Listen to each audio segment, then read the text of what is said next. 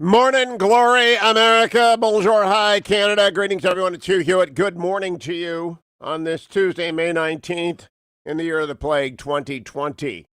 The first story I want to tell you about is a great news story, and it's the story of the market of the day. Now, normally I do that in the second segment every day. Birch Gold sponsors it. Birch Gold is the people I tell you about to always diversify your retirement with by sending my name, Hugh, to 474747. And normally you wait for it because it's an important story, but it's not usually the story, the breaking story of the day. But gold and the market is the breaking story of the day. And just for comparison, in February, when COVID was just starting to be an issue, I started talking about it on January 20th, but in early February, gold got to $1,500 and the Dow was at 29,000.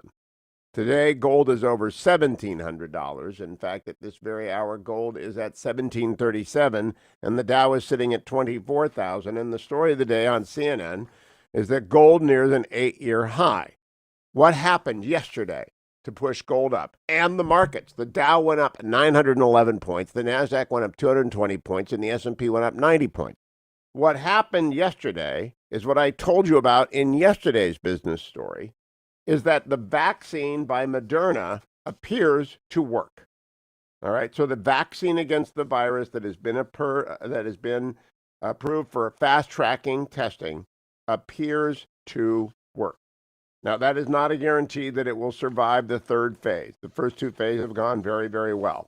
If it does, I want to quote now from the Wall Street Journal, Eddie Lowe, senior investment strategist at Maybank Group Wealth Management in Singapore. The markets are positive on the vaccine news because it will help eradicate the concerns of a resurgence of the virus. But he said markets would fluctuate until there was more definitive evidence that the vaccines were effective. Well, look, there are a dozen, 2 dozen, 3 dozen different companies searching for a vaccine. One of them is going to get it. And the Wall Street Journal, again, this ties into it, lead editorial, Moderna's vaccine hope. Stock and oil prices climbed on Monday. And by the way, oil right now, again, this is brought to you by Birch Gold. Text my name to 474747 and go to hughgold.com. Light crude is up to $31.45 a barrel. Japan overnight and Hong Kong overnight both went up more than 1.5%. And I don't know what's going to happen on the market today in the United States. I never do. It's too early in the day. But yesterday, Amazon was up 0.68%. I think it's headed for another great day today. I think all of the market is just going to say, wow, if we get a vaccine and all of this stimulus, the country has been washed down in money. And more is coming, by the way, because the states can't make up what they lost in the first quarter. There's got to be a deal in exchange for liability protection. I'll talk about that.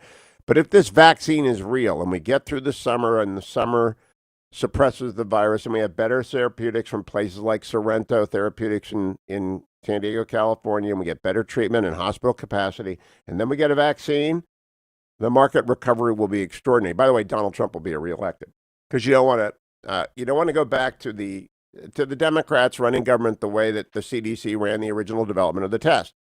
That's why we're in the position we are vis-a-vis testing. We got up to a month slow start because of the CDC running like the government does.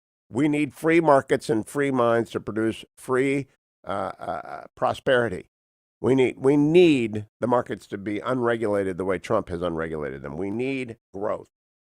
So the Wall Street Journal writes, stock and oil prices climbed on Monday, today's Tuesday, of course, on news that a coronavirus vaccine candidate by biotech startup Moderna has shown promise in early clinical trials. Governments are starting to lift their lockdowns, but America and the rest of the world will need an effective vaccine and maybe several for a return to pre-virus normalcy. It took 20 months for scientists to prepare a SARS vaccine for a test on humans, but private innovation is compressing the time frame against COVID-19. Using rapid genetic sequencing and its nimble mRNA manufacturing platform, Moderna was able to develop and deliver a vaccine to the National Institute of Health for clinical trials in late February. Moderna's mRNA vaccine gives cells a building manual to produce a particle that resembles the spike on the coronavirus. The goal is to induce an antibody response similar to the actual virus. Because the vaccine doesn't utilize a pathogen particle, there are fewer safety risks. Production can also be scaled up using a standardized process. The first phase of a clinical trial examining whether the vaccine is safe and causes an immune response began in mid-March. 45 healthy participants, volunteered age 18 to 55, received varying doses. Moderna reported on Monday that all participants who'd been evaluated after receiving 2 doses developed antibody levels at or above those seen in patients who had recovered from the virus. This suggests that the vaccine could be effective and none of the participants experienced severe side effects. Separately, Moderna reported that its vaccine, quote, provided full protection against viral replication in the lungs in mice infected with the coronavirus.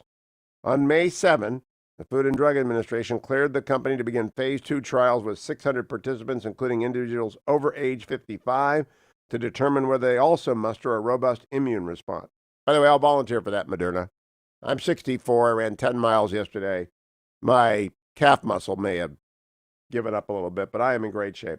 On May 12th, the FDA granted Moderna Fast Track designation, and the company plans to begin the third phase of its trial to assess the vaccine's efficacy in thousands of people in July. A vaccine could be made available for high-priority groups such as healthcare workers as early as the fall, if results show promise. Just on Saturday, Al Sharpton was scoffing at me that we would be done by December. And he pressed me, will we be done? I said, it's possible, it's not likely. I was wrong. I think it's likely. Historically, only 16% of vaccines that begin clinical trials have been approved. But more than 100 vaccines are in development worldwide, and the Gates Foundation and the National Institutes of Health are investing heavily to accelerate those like Moderna's with the most scientific potential based on early evidence. Scaling up manufacturing will take time, the journal's editorial writers continue. But Moderna's factory outside Boston can produce 100 million doses a year, and it is working with Swiss firm Lonza to increase capacity up to 1 billion doses. Other drug manufacturers are also gearing up factories to churn out vaccines if their candidates show promise. Johnson & Johnson plans to begin clinical trials in September, says it hopes its first batches could be available for emergency use early next year. Its Netherlands plant can produce 300 million doses annually. Pfizer is also testing several vaccine candidates, hopes to have 10 to 20 million doses ready for emergency use in the fall. The FDA could help by streamlining trial design, such as allowing manufacturers to increase participation in studies or dose arms with strong preliminary results. This wouldn't compromise safety, and the death and destruction from the virus have removed some of the political obstacles of faster testing. 35 House Democrats and Republicans last month wrote a letter urging the FDA to act more rapidly and nimbly. Relaxing lockdowns and social distancing mandates will also be needed since masses of people will have to be exposed to the virus for manufacturers to figure out if vaccines work. Until a vaccine is widely available, large gatherings may not occur. International travel will be limited. Millions of people will feel anxious about returning to pre-virus habits, which is why markets are cheering on Moderna, despite the uncertainties that remain, and Americans should be too. I am. And I am certainly very, I think that gold number, the reason gold went up is because the market prices in good news and bad news, and it usually overreacts. But the markets yesterday going up so strongly indicated that, hey, recovery's on its way. That also means that all that money's out there, stimulus, it's still going to be out there, which means inflation. Yep, we're thinking about, we're in a depression right now, and the markets are looking ahead and saying inflation, and they're investing in gold. So you can do the same by texting my name, Hugh, to 474747, or go to hughgold.com. Let me also tell you all, coming up on the show today, Wisconsin Senator Ron Johnson, because we've got to get Mike Flynn, the case against him, dismissed. Obamagate is what I wrote my Washington Post editorial about. I'll tell you about it in the next segment. Indiana Senator Mike Braun, Arkansas Senator Tom Cotton. I'll have journalist David Drucker, Byron, York, Susan Crabtree, and author Tom Holland, one of the great historians at work in the world today as well. Because a lot of news is happening. You'll hear about it all here first, including the Israelis took down all the ports in Iran as a snapback. Israeli behind a cyber attack that caused total disarray at Iran port. Good for them, because Iran was messing with Israel's water system. You don't want to mess with Israel when it comes to cyber stuff. That's just a word of wisdom to the mullahs. I'll be right back, America. It's the Hugh Hewitt Show.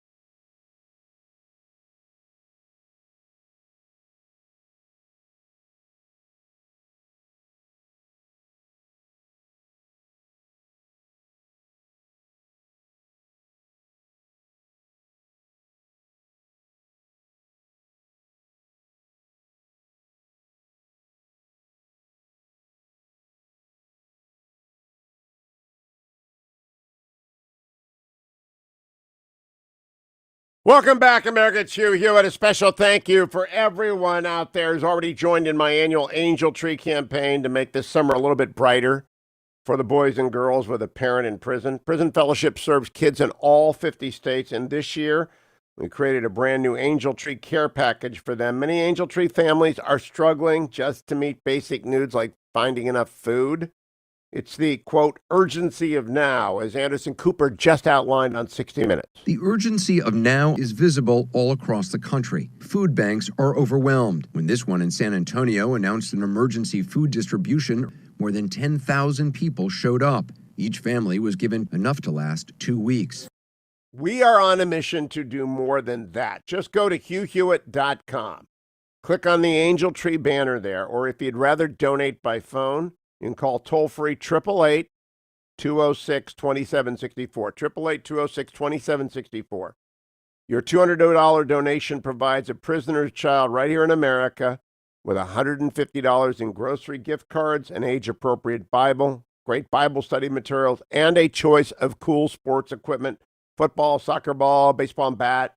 Note of encouragement, please stand with me in the Fetching Mrs. Hewitt and encourage these wonderful kids. Again, go to hughhewitt.com and find the Angel Tree banner or call toll-free 888-206-2764. Some of them are going to camp, but not all the camps are open, but we will take care of every child with your help. We do this for thousands of kids every summer. Thank you. $200 is a heavy lift in a year, but the news has been very good, and let's give our thanks by helping others. Donald Trump in the White House yesterday made an announcement that has just got everybody crazy. Cut number 5. People don't want to write the news, but if you look, but he's the one that signed the application, the very important form. He signed it. Now, if he doesn't believe in it, why would he sign it? And a lot of good things have come out about the hydroxy. A lot of good things have come out. And you'd be surprised at how many people are taking it, especially the frontline workers, before you catch it. The frontline workers, many are taking it. I happen to be taking it. I'm taking it, hydroxychloroquine. When? Right now, yeah. A couple of weeks ago, I started taking it. Because I think it's good. I've heard a lot of good stories. And if it's not good, I'll tell you right, I'm not going to get hurt by it. It's been around for 40 years for malaria, for lupus, for other things. I take it. Frontline workers take it. A lot of doctors take it. A lot of doctors take it. I take it. I hope to not be able to take it soon because, I hope they come up with some answer. But I think people should be allowed to. And everybody went crazy. Well, look, of course, off-label use of drugs is legal. And I believe it's been approved by the FDA. And doctors, including apparently the White House doctor, have given it to President Trump for use. Why? Because it may be a prophylactic. There may be a prophylaxis effect, they call it, to prevent you from getting it. Good. I want him healthy. The president also said this about President Obama. Cut number 6. To President Obama's speeches over the weekend. Look, I think he was an incompetent president. I think President Obama was one of the worst presidents in the history of our country. I think he was an incompetent president. I know what he left us. He left us a broken military. He left us a military that ISIS was all over the place, and I got rid of it. I knocked out 100% of the caliphate, and even you will admit that, John. And when I came in, it was a mess. But we had a broken military. We had a depleted military. We had little on the shelves. If you talk about pandemics, we had a country that was a mess. We were paying high taxes. We were paying, and outside of this artificial event that took place 2 months ago, and I'm going to build the country into stronger and better than it was even then. And it's already happening, and you can see it.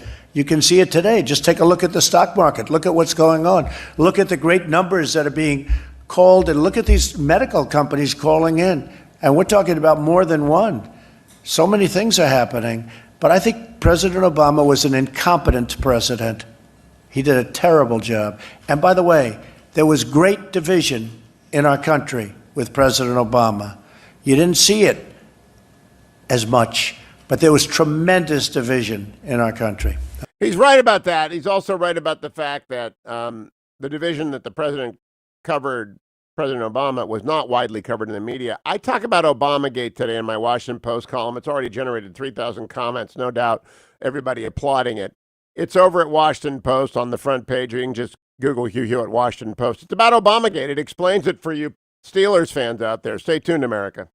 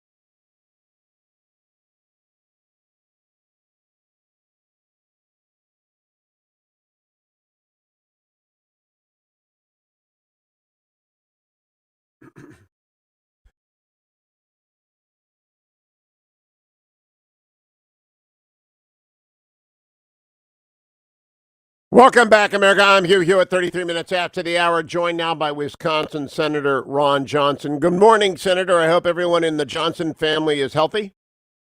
Good morning, Hugh. I hope you're staying healthy as well. Yep. I want to begin with your request yesterday that the letter sent to herself by Susan Rice, President Obama's former national security advisor, be declassified. Is that correct? Did you request that? Yes, I did. Both myself and Chairman Grassley had requested that early as well. I think we're getting indications that they may have declassified a little bit more of that.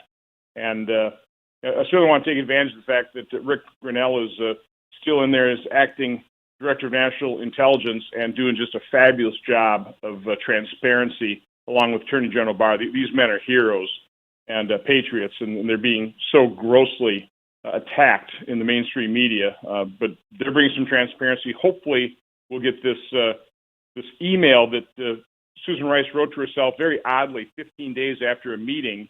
It's a CYA email. There's no doubt about it. But I'm not sure that she's covering her, you-know-what, for President Obama's. It's very odd that, for example, in her response to an oversight letter sent by Grassley and Graham, she claims that the White House counsel asked her to write this. There wasn't a White House counsel in the meeting that we know of, so what was all that about? So there's just so many unanswered questions about this very odd email that she wrote as she was leaving the White House the day of the inauguration. Now, I was asked by Al Sharpton on Saturday, and I read about it in the Washington Post this morning, that there was, what is Obamagate? My answer is the intentional interference with the peaceful transition of power. What evidence, I was asked, do we have for it? I point to the January 5 meeting between the vice president and the president, as well as Sally Yates, the acting attorney general, James Comey, and Susan Rice. That is the key meeting, is it not, Senator Johnson? Well, I believe so, but there's so much more to this. And you're absolutely right. You know, America is known for our peaceful transition of power, where one administration, one party respects the wishes of the American people and, you know, assists a new president and his team to come in because they realize what an enormous task it is to run the government, to run the most powerful nation on earth. So, you know, generally what would happen is people will assist the new president and his new team to get them, you know, up to speed as best as possible for this almost impossible task. That's not what happened here.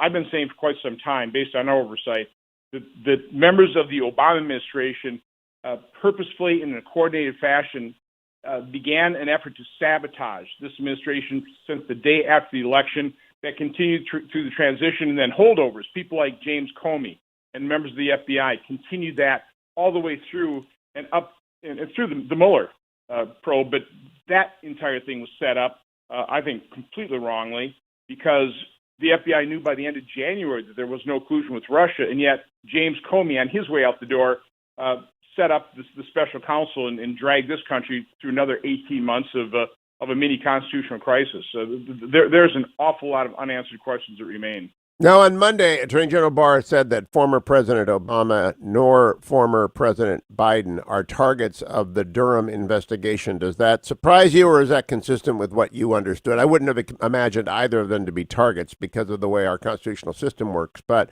are you surprised that the AG said as much?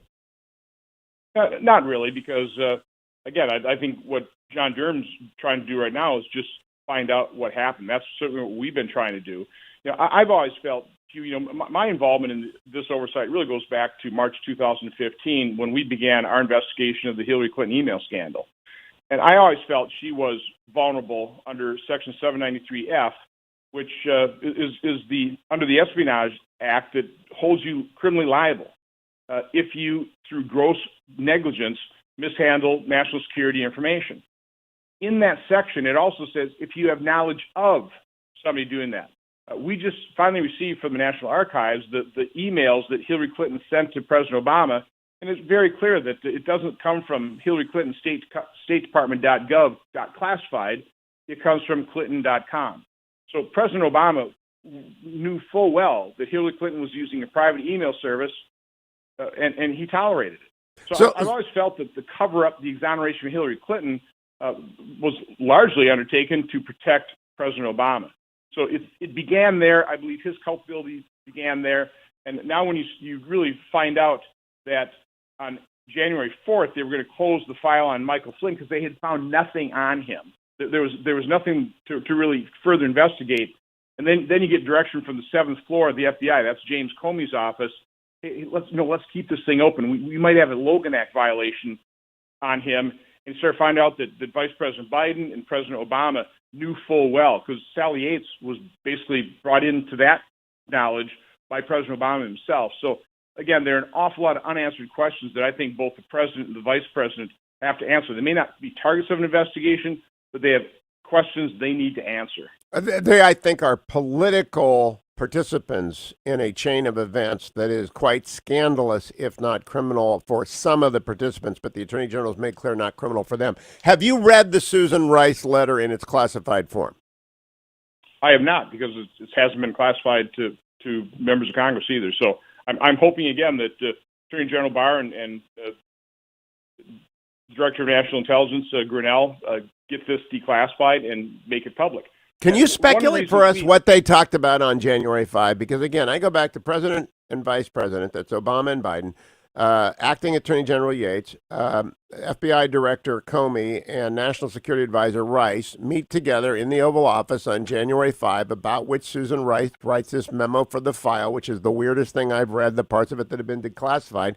What do you think they were talking about? Well, you hate to speculate, but again, they're talking about, should we handle and do we need to be careful about giving certain information to certain members of President Trump's transition team, including President Trump.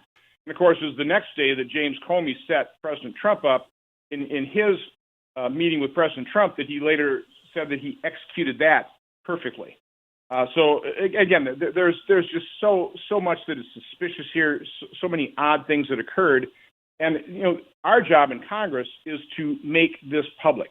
People have a right to know. John Durham's job is to find out if there's criminal activity and whether he wants to prosecute. My job is political accountability, and that means transparency. That means doing oversight and making that public, which is why we immediately made the names of the people that requested the unmasking available to the public as soon as we got it from Rick Grinnell, because I want other people who are very knowledgeable, like Andrew McCarthy, for example. He takes that information and he starts piecing some more of the pieces of the puzzle together to start explaining that maybe General Flynn wasn't unmasked here. He might have been a target of overseas surveillance, possibly even by a friendly power that just possibly might have been cooperating with our CIA. Who knows? It's all speculation. Those are the questions that need to be answered. Talk to me a little bit, Senator, about what the significance of this is. Because, again, either progressives are pretending not to understand or they're just dumb as a rock. Because what appears to be a concerted effort to set a booby trap for President Trump, to put landmines into his administration, is obvious to everyone who steps back and says, the briefing that James Comey gave the president-elect was clearly intended to mislead him, outrage him, and divert him. And there appears to have been a consistent effort to hide information and to destroy information, as we've learned from the struck-in page emails.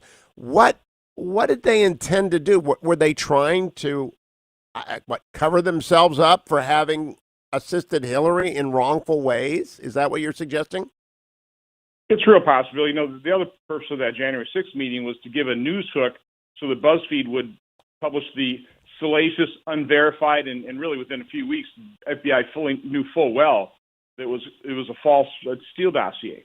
What just got revealed, my staff went down in the security area, read the FISA report with a fine-tooth comb, found 4 footnotes that had been redacted, they're classified, showed them to me that completely refute some of the information in the FISA report. And what it really revealed is that the FBI knew that the Russian disinformation campaign was directed at President Trump through the Steele dossier paid for by Hillary Clinton.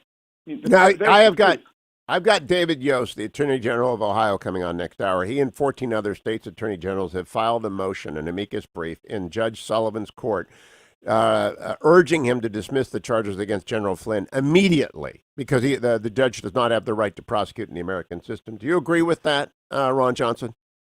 Absolutely. I mean, Michael Flynn has been, exposed to something, and he had done to him something that never should have been done to an American hero like him. Now, remember, Obama fired him.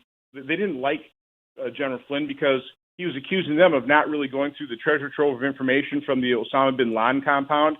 I talked about the Obama administration conducting foreign policy out of willful ignorance. But Hugh, the text that I continue to highlight is December 15th. And struck text page, think our sisters are leaking like mad. Scorned and worried and political, they're kicking into overdrive. 6 days before that is the Washington Post headline, the CIA's secret assessment that Russia intervened to help Trump win the White House. That is, I believe, what happened. This was, I believe, a massive disinformation campaign, diversionary operation, probably divert attention from what they had done during the Obama administration and possibly the exoneration of Hillary Clinton, and setting this administration up to fail, planting that false story. The other thing that is interesting is we did a report, 125 leaks in the first 126 days, 62 had to do with national security. That compares to 8 under the Obama administration, and it was all about the Russian hoax. Let me ask you about apples to apples unmasking. There is an article out that says, look, there are thousands of unmaskings under President Trump, so why are you concerned about these 39 unmaskings? I point out the apples to apples is how many people were unmasked in the incoming Obama administration by outgoing George W. Bush administration people. Do you have any idea what that apple to apple comparison is, Senator Johnson? No, we're going to look at that, though. I do know it's very unusual for people in the White House to be requesting unmaskings. This is normally done at a far lower level. But Hugh, what I'm asking is the mainstream media knows who leaked and what they leaked. Now, listen, I'm all for press integrity and they're going to protect their sources, but when their sources give them false information, when their sources give them false information that leads to a special counsel that spins up a completely false narrative of Russian collusion with the Trump campaign, I think members of the media have a responsibility to report that story. They know what happened. The rest of us are trying to dig it out. We're trying to surmise. We're trying to figure out. Yeah, but they got owned, Senator. Right? They got owned. They don't want to admit to being owned. It's like getting dunked on in basketball. Some source from somewhere dunked on them, and they don't want to admit that. Well, I understand they were either duped or complicit in. Somebody in the mainstream press ought to come clean. All right, Senator Ron Johnson, always a pleasure. Thank you, Senator. Keep pushing hard. I look forward to reading the entire Rice memo. I appreciate your pushing hard. Have a great day. All right, thank you, my friend. I also appreciate ReliefFactor.com. Take it every morning, right now. The reason I do so, I got rid of my lukewarm coffee because it was really stone cold coffee. I'm using water to take my Relief Factor this morning. After the show yesterday, I got a little bit excited because I got a big interview today that I'll air tomorrow. I'm talking to Mark Zuckerberg this afternoon, interestingly enough. And we'll air it tomorrow. And I was thinking about it and, running. I went too far. I went 10 miles. That is a little bit too far to go on Monday after you've done a long run on Saturday. And so I've got that calf muscle problem. Probably have to go see the ART guy on the East Coast. If he's even open, I don't know. But I know Relief Factor will support the temporary relief of the minor ache and pain that I'm dealing with, and it will for you as well. If you're doing crazy stuff like that, go out and get your ReliefFactor.com. Take it every day, feel better every day, and come right back after the break. Senator Tom Cotton joins me next. What is China up to? I'll tell you on the Hugh Hewitt Show. Portions of the Hugh Hewitt Show are brought to you in part by No Safe Spaces.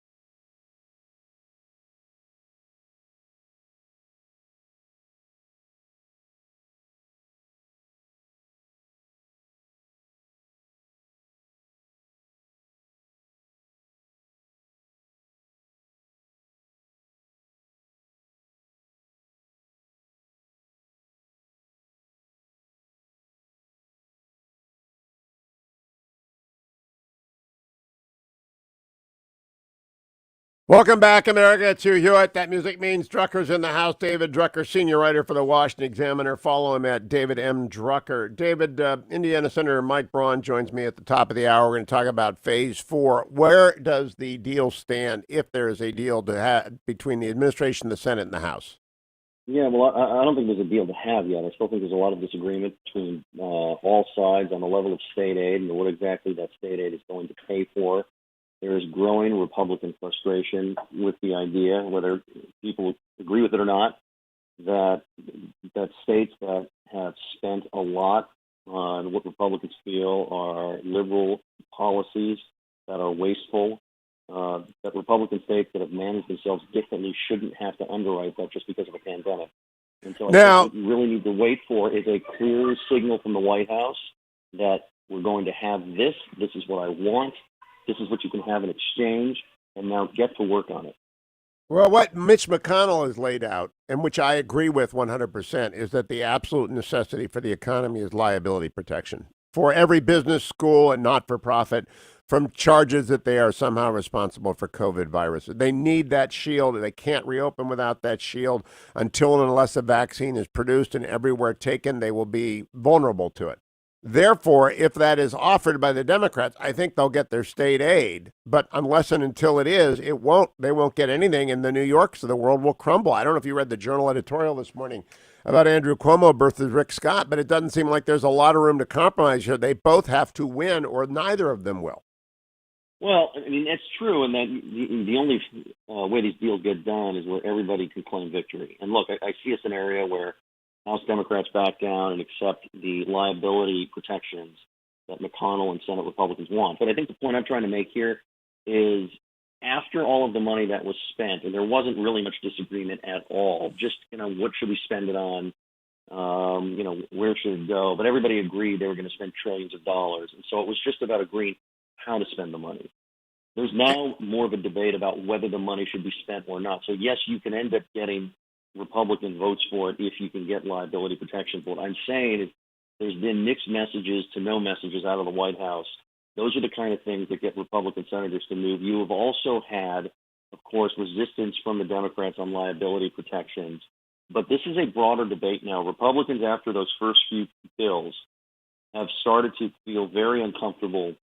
They tell me with the idea that we're now going to spend more without knowing how well the initial money did. And I think there's much more thinking that the way we get out of this is not really to spend more money, except to save states from going under, versus pushing for transitions and reopenings so you can get the economy back on a normal footing. Now, in terms of, you just said letting states go under, what does that mean? Because there is no bankruptcy for states, David Drucker. What does states going under mean? Right, no, look, I think the idea that a state would go under is something that would be unpalatable. But I think that's the only thing, one of the few things that can get people to move to spend more money. I am just trying to point out that there has been a lot more grumbling among Senate Republicans that they've spent a whole lot of money, that a couple of the deals they did were more tilted in the favor of House Democrats than in their favor. And so it's now a broader debate. The first couple of bills, you had emergency situations. There was virtually zero opposition among Senate Republicans. There just was a debate about sort of how do we spend it. There's now a debate about whether you spend it at all. And so that has to be dealt with as a part of any negotiation. I agree with all that. I just don't believe that absent some understanding of what happens to the state, you can negotiate. And I saw the Wall Street Journal editorial this morning comparing Florida to New York. There's just no way the Senate's going to approve massive amounts of money for New York. It's just not happening because of the amount of money they've spent over the last 5 or 6 years. No matter how often Andrew Cuomo talks about donor states and giver states, it's not going to happen, David. Right, but that's part of the point I'm making, Hugh. You didn't have this debate 4 weeks ago with the previous couple of bills, 4 weeks ago, 8 weeks ago. So there's now a debate about whether you spend it all, not just about what you spend it on. And this is something McConnell is dealing with within his conference. And I think it's something that the president needs to address in terms of you may be unhappy with this, but this is what I'm asking for. As a part of that, and I keep emphasizing this, and you're right about this, you do need to see Democrats move on some things. Liability protections are key among them. It's the number one thing. But it's a broader debate. The point I'm making here, Hugh, it's a broader debate among Senate Republicans now. It's no longer, yes, we're going to spend money, but what are we going to spend it on? Now it's about, do we spend it at all after all of the money that we've spent, looking at where the debt is without knowing if the money we've spent is even doing the job that we hoped it would do? Do we want to rush out another $1 trillion without understanding whether it's going to do any good or the debt that it's going to create? I will ask that of Michael Braun right after the top of the hour. Senator from Indiana, David M. Drucker on Twitter and Washington Examiner. Thank you for setting it up. Michael Braun opens hour number 2 on this morning's Hugh Hewitt Show.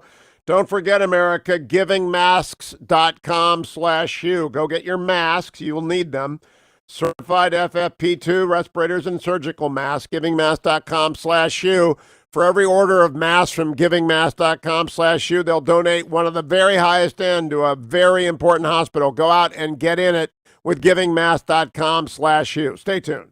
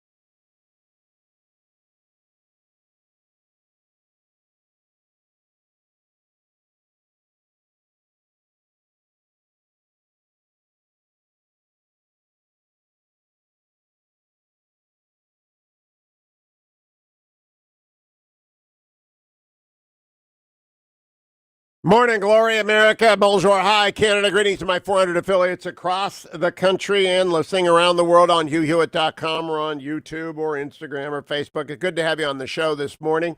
I'm joined by United States Senator Michael Braun from the great state of Indiana. Good morning, Senator. It's great to have you. I hope you and your family are well.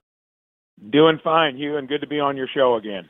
The big headline this morning, Senator, that I began with was from the Wall Street Journal. Global stocks follow U.S. higher on coronavirus vaccine hopes. It's about Moderna, of course, and their great news on a vaccine and the 100+ other companies working on a vaccine. Maybe the economy will be back sooner than we thought, but I think the Senate has to resolve the liability for businesses, schools, and not-for-profits before we really reopen the economy. Do you agree? You know, I think that what we saw with the stock market is not only on the vaccine, but the reopening of the economy, which has been going on kind of behind the scenes in places where people weren't buying the one-size-fits-all general lockdown. But when it comes to how the vaccine and the entrepreneurial kind of efforts behind it are taking place, I knew that was going to be a driver back when I spoke to a CEO from one of the pharmaceutical companies in Indiana. And he told me that this whole focus on testing, which is dominated, and when you're stating the obvious, that tells me that you need to go a little deeper into the argument. He said they only had the genome 4 months ago, that he's never seen the flurry of activity within his industry, not only on the vaccine, but therapeutics and testing. I think all of that is starting to be understood by the general public, which gets it better than most people think, and that's what's driving the current optimism. All of us knowing that this is a tricky virus and that there are going to be some ups and downs along the way. But I think the market is probably feeling about the way the average American is on this one. We knew a one-size-fits-all was not appropriate. Upstate New York was different from New York City. County by county, state by state across this country, I think that has been kind of the feeling on the street. A lot of that's starting to be ingrained in how people are looking at this point forward. I also believe, Senator, I'd like to get your input on this. The American people have intuited that there are categories of risk, and that one of the categories of risk involves overlapping Venn diagrams of age, obesity, heart disease. Thank God children are generally, there have been a few cases, 100 cases or so, where the virus has attacked children with an inflammatory syndrome, but thank goodness it has. But that they have intuited who is at risk and who is not, and they are not willing to accept shutdown if they do not believe that there is risk. Is that your agreement? Do you agree with me on how the American people are assessing this? Let's talk about risk in general. As a Main Street entrepreneur, that ability to size up risk and take it fairly often while you're mitigating it is the differentiator between so many businesses that get into a rut, don't keep moving into the future in a way, because even if things are going well today in a business, you know that there's going to be risk along the way and things are going to change, and you've got to be adapting to it. So yes, I think again, Main Street has figured that out. They know that we maybe should have worked harder on protecting the most vulnerable, nursing homes, the caregivers out there in the trenches, but it definitely didn't make sense to take the approach we've really used to this point, and I think that's welling up. Yes, so risk is something that is part of life. Now, risk mitigation that the Senate is involved in, and Leader McConnell has repeatedly said, is we can't expect businesses to go forth and reopen if the plaintiff's lawyer is going to be the first person through the door. Do you agree with Leader McConnell on this? I do, but that comes within a tricky dynamic. And the bargaining chip is $3.3 trillion. So when I got here, hundreds of billions were the big denomination. Now it's different. So when we're talking about doing what every small, medium, and large business is talking about, worried about in trying to be entrepreneurial, agile, and getting the economy started, it is a nation of frivolous lawsuits, but that won't come across the finish line unless there's a hefty price tag. Pelosi starting at $3.3 trillion. Many of us that are fiscal conservatives are going to have trouble paying any price for something that should be something we do anyway. So we'll have to see how that plays out. Now, the cash for cannabis bill is stupid. And I think everybody looked at the Pelosi bill. I think it just hurt every Democrat in the country because it's such a stupid bill to spend that much money on stupid things like cannabis. However, some states have been badly crippled by the loss of income tax, sales tax, property tax. People just aren't paying their taxes. They're on the brink because of shutdown. And I understand some aid for some states might be useful. Is there a deal there? Because I must tell you, you probably have heard this, Senator Braun. My friends in the restaurant industry say not only are they down on the floor and bleeding out, they can't get up until they get tort reform, protection from plaintiffs' lawyers. They can't open their door. It's not possible. So the way I think it's going to come down is if the price tag is too high that the Democrats are going to try to extract, and they're not willing to do something that targets state aid in a way that's independent of the fiscal problems of some of the states like California, New York, Illinois, New Jersey that don't live their life like Indiana does with rainy day funds and balanced budgets. That's a possibility. In other words, it would have to account for what states in general need, maybe putting more flexibility into what we've given them already. But if they're wanting, which I think it was $1 trillion of that $3.3 trillion, it's going to be hard in the context of you're going to get a lot of moderate Republicans starting to squirm there, where generally it's only a few of us that are true fiscal conservatives that make the hard votes and toe the line on that issue. Well, I understand that, but I want to speak for the small restaurateur out there, and I know you've heard from them. They absolutely have got to have liability protection or their businesses are gone. So the bargaining chip the Democrats have is a big bargaining chip, isn't it? I mean, the reality check is America is crushed if we don't get plaintiffs' lawyers protection because they are vultures. In general, everything you say, because I've had a business for 37 years, it's a case, and we started little, got locations in 40 states. It's bad in every state. The one kind of mitigator there would be that I believe most of the red states will put liability protection in place. So even if the feds don't do it, I'm nearly certain that that'll happen in a lot of the states. And that could be a differentiator for people, again, to see and hold your state governments accountable. Why wouldn't New York? Why wouldn't California? Why wouldn't Illinois do it? I'm feeling real good that a state like Indiana will do that, even if the feds don't. Let me push back on that argument, though, Senator. JCPenney went bankrupt yesterday. They may be in a red state company, but they've got a lot of stores in blue states that all just lost their employees. A restaurant chain may be in 50 different states, and it maybe have been founded in Georgia and have got restaurants all over the place. But if they close their stores in blue states, they'll go bankrupt no matter how red state oriented they are. I don't think it's a red state, blue state problem. I think it's a problem of businesses which are national receiving a national protection, not a state by state protection, but preemption on this issue, or they won't get back in the game in the red states.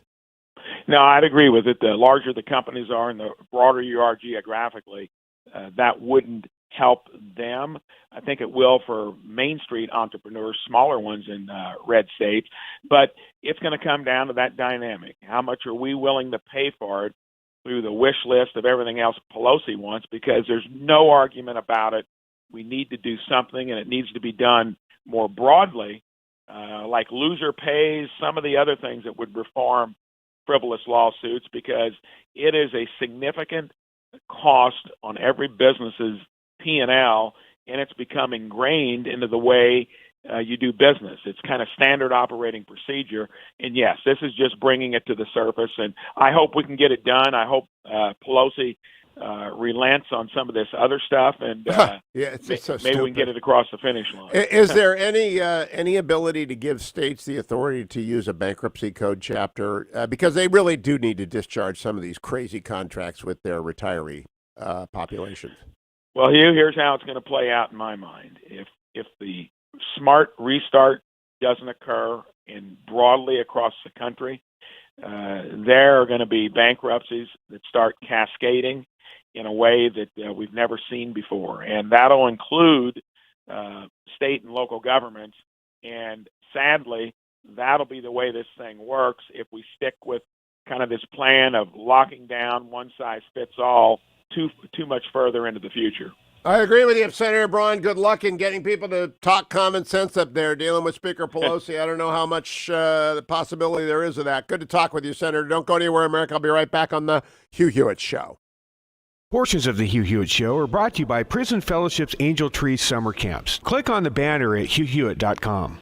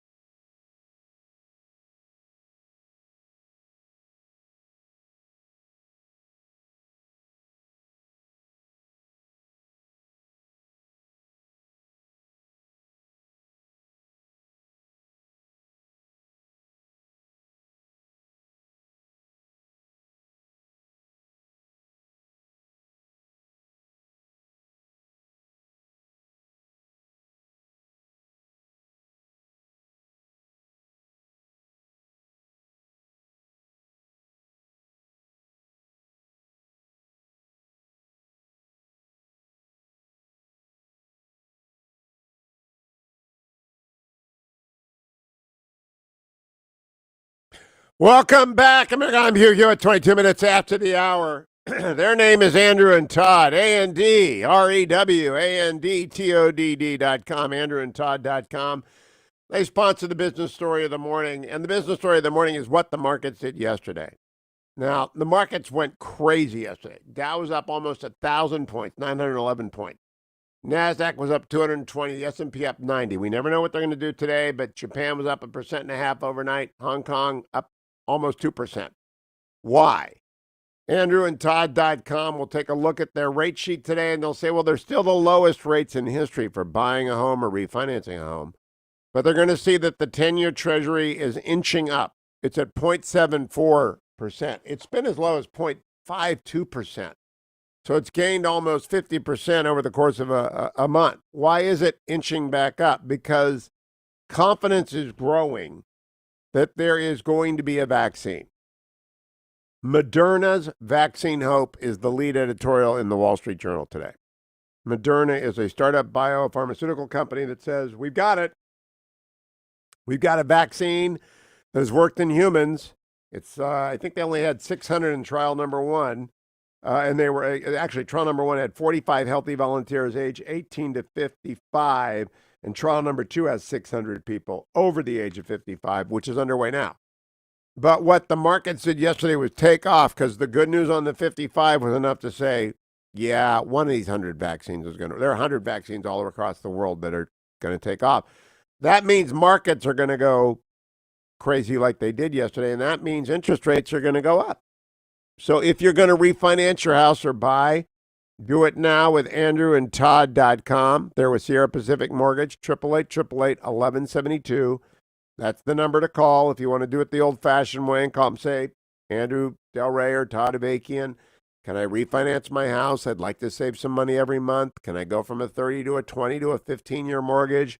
Can I do a reverse mortgage? I'm a veteran. Can I buy a second house? I've never used, whatever your mortgage question is, AndrewandTodd.com. But I recommend starting online, not with a phone call, because it's easier for them to sort and respond quickly if you answer just a few questions for them first. AndrewandTodd.com. I also want to thank all of you out there. I mean, hundreds of you have stepped up and said, we will help the children of people in prison. The sins of the father and the mother should not be visited on the child. That's where the Angel Tree volunteers come in with Prison Fellowship. We send kids to camp every summer from this show to the Angel Tree camps, get them out of the mean streets in which they are living or out of the cramped apartments in which they've been confined because of the quarantine.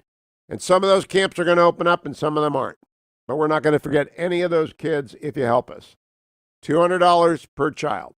And I told you, many of you write me notes. You get involved in this. Thank you, thank you, thank you. Because that $200 either sends a kid to camp where they get a week away from whatever, with loving, wonderful counselors, kids who understand what their situation is, no judgment, a lot of fun, all the stupid stuff you do at camp, poison ivy and canoes, the whole 9 yards. We'll do that wherever we can. Where we can't do it, we're going to give those kids a box of blessings, $150 worth of food coupons for good food. You've seen the food bank. In fact, play the Anderson Cooper from 60 Minutes. This is Anderson Cooper on 60 Minutes, Sunday night. The urgency of now is visible all across the country. Food banks are overwhelmed. When this one in San Antonio announced an emergency food distribution, more than 10,000 people showed up. Each family was given enough to last 2 weeks. That's not a lot, but what Prison Fellowship will do if the kid can't go to camp, they're going to give him sports equipment and food coupons. $200 worth because you give $200 to Prison Fellowship. Over at HughHewitt.com, you'll see the banner, or you can call 888-206-2764. Please do this. Please help these kids out. You are the difference in their life this summer.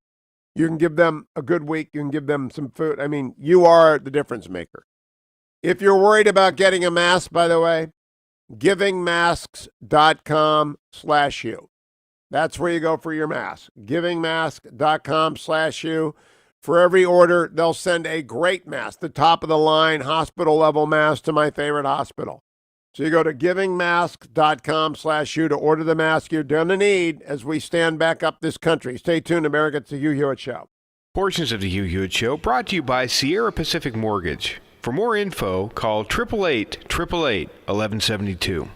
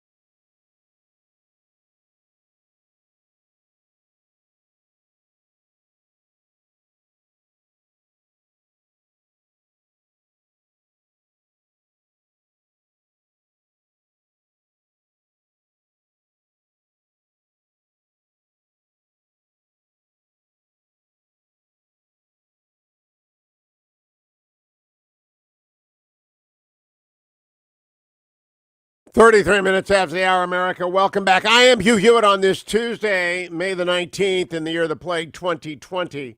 I have been following, in between updates of the pandemic, the case of General Michael Flynn. And I have been doing so warily until the last 2 weeks when the Department of Justice stepped forward and said, we need to dismiss this prosecution. I thought, okay, it's over. He's been exonerated.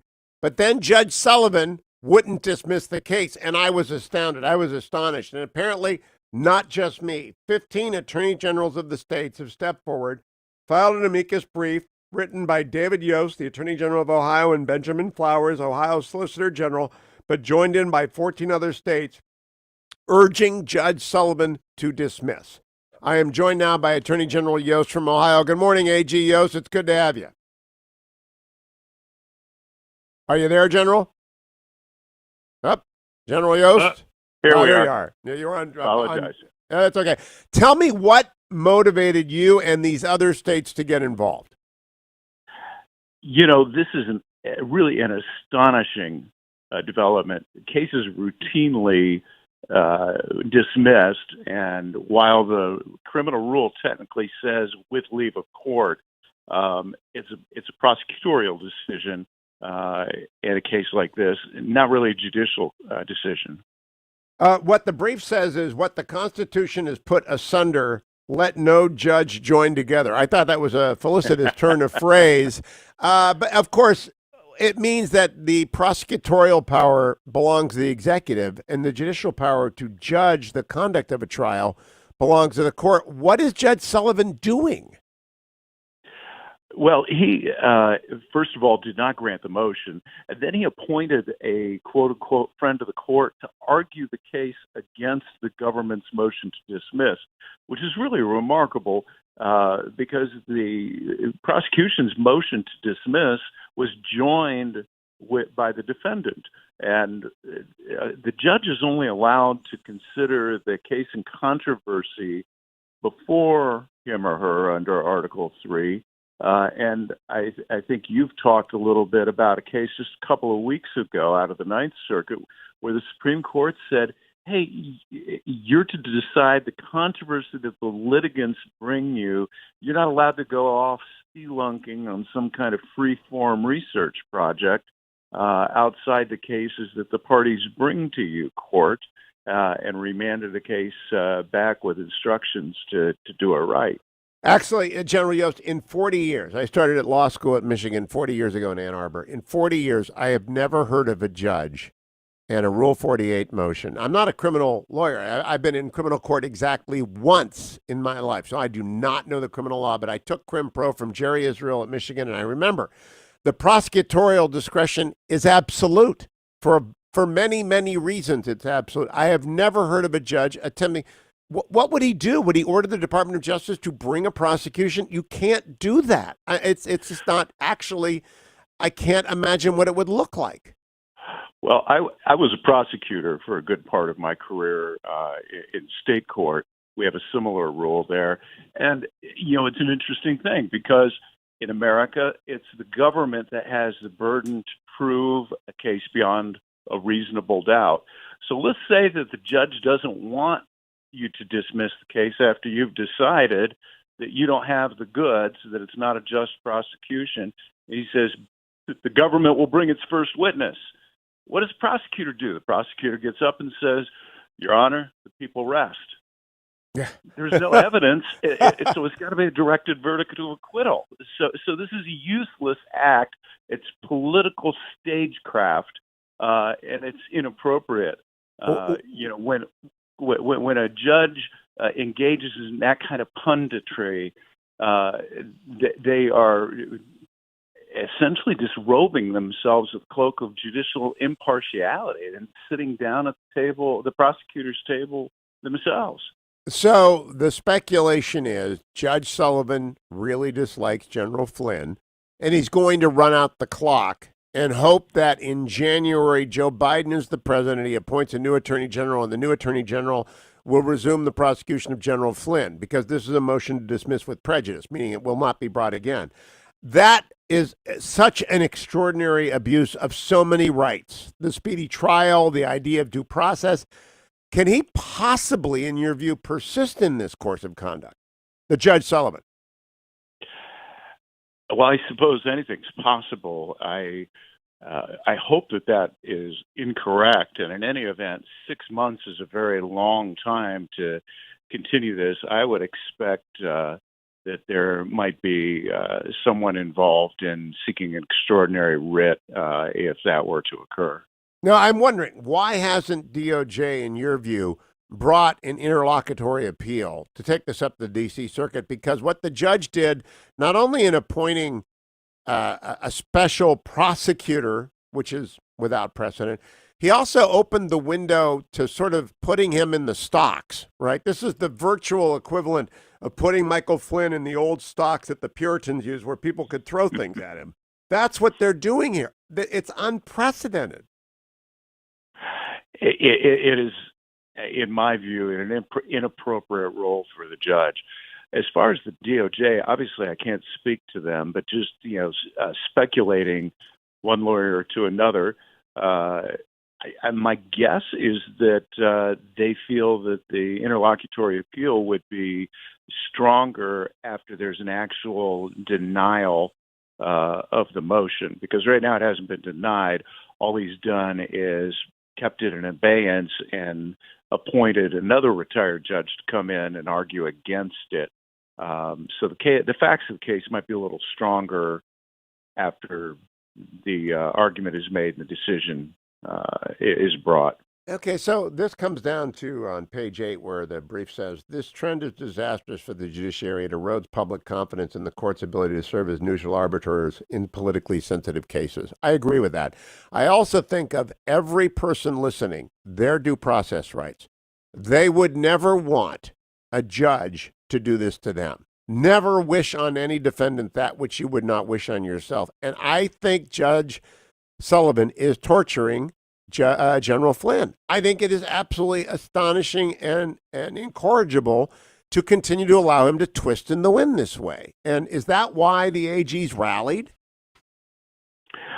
Well, they rallied because the AGs are the top prosecutors, or the top law officers of their states.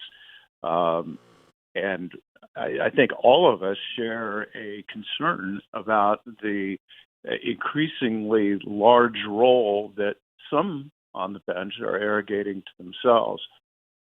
Justice Gorsuch talks about judicial modesty. I think the case we're looking at here is the exact opposite of judicial modesty. How many cases did you prosecute, Dave Yost, when you were a state prosecutor? Well, I led the office, so, several thousands. Did you ever have a judge tell you you could not dismiss a charge that you wanted to dismiss? Well, I actually did have that happen once. Actually, when I was in municipal court, there was a domestic violence case, but that judge was later disciplined, not for that, but he's no longer a judge. In fact, is no longer a lawyer. It's just because it is such a confusion of roles, and I want to go back to the practical implications. He can sit on it, but if he refuses to dismiss, if it's he just might be involved in tarnishing General Flynn. I mean, it just might be that. It might be the public stocks. But if he doesn't dismiss, every judge in the country is going to start citing Judge Sullivan as precedent for refusing to dismiss cases. And have you ever, when you were a prosecutor, taken a plea that was subsequently withdrawn? Sure, it happens from time to time. And what are the reasons for that? The interest of justice. Sometimes you find out that a witness is recanted, that the investigation underlying the case was flawed, that there's some fact that you didn't know at the time that the plea was entered that makes the outcome unjust. Prosecutors are unusual lawyers. We hear about zealous representation all the time, but a prosecutor doesn't have that duty. The rules of conduct say that prosecutors are ministers of justice. And I once had a horrible case, and I could have proved it, but I got to the point where my key medical witness recanted, and instead of working around it, against a lot of public pressure, I was convinced that the prosecution was unjust, and I dismissed it because the witness had changed her mind. And that's what we want prosecutors to do. So I think the left hates General Flynn and Trump so much they don't understand that people can plead guilty for reasons unrelated to the truthfulness of their thinking that they're guilty. Would you explain that to people? Well, sure. If you're in a position where you have spent hundreds of thousands of dollars or even more defending yourself, you may be at the end of your individual wealth to pay lawyers. The emotional toll of being pilloried in public, it wears on you, and it's not unusual, particularly in a very high-profile case, for a defendant to say, "Look, I didn't do what you said I would do. I did, but I want give me a deal." And if they can plead to a lesser charge, maybe cut their liability on a sentence, that can happen. And how often do you think, is it 5% of cases, 10% of cases, do the defendants taking a plea really wish they had the resources to battle because they think they're innocent? Well, you're asking a prosecutor here. Right, I know, but that's why it's important. That's why I think this brief is going to be of incredible importance, because it comes from prosecutors. My feeling is that the vast majority of people who are charged are properly charged. Our system is set up so that a prosecutor has to evaluate their proof, their evidence in such a strict way. Nobody wants to go to court and lose. So it's really a fairly unusual thing, particularly after a plea is in the record, to be able for a prosecutor to come back and say, you know what, this is unjust. But when it does, it's the height of ethical and appropriate administration of justice. That's what I was getting at. It doesn't happen very often for very good reasons. But when it happens, a judge should not interfere with the administration of justice. And Dave Yost, my hat is off to you and your 14 other states' attorney general for trying to get the attention of Judge Sullivan to what is rapidly becoming a crisis in judicial confidence because of his obviously political intervention here. Dave Yost, thank you. Always good to talk to you. Good to talk to you here. Thank you, David. The time also to remind everyone, you're going to go out and exercise today in the pandemic. You're going to go outside and put your mask on. Don't forget your relieffactor.com. Temporary support for the relief of minor aches and pains. It is it's vital. What I've been using for years, but is very, very important. As more of us have more time and we take better care of ourselves because we're not rushing from meeting to meeting, we're actually staying at home or staying at the office. If you're working more on your own, you haven't got a trainer, you haven't got a gym to ask, you can't get the PT, take relieffactor.com. It keeps at least the vital supplements in your body, and at work, I carry curcumin, resveratrol, and omega. 4 natural supplements to support the temporary relief of those minor aches and pains that come with exercise. Don't go a day without it. Don't forget as well, honorboundcoffee.com. We're getting close to our Semper Fi Fun Day. On Memorial Day, honorboundcoffee.com also supports the Semper Fi Fund. So get your coffee from honorboundcoffee.com. Stay tuned.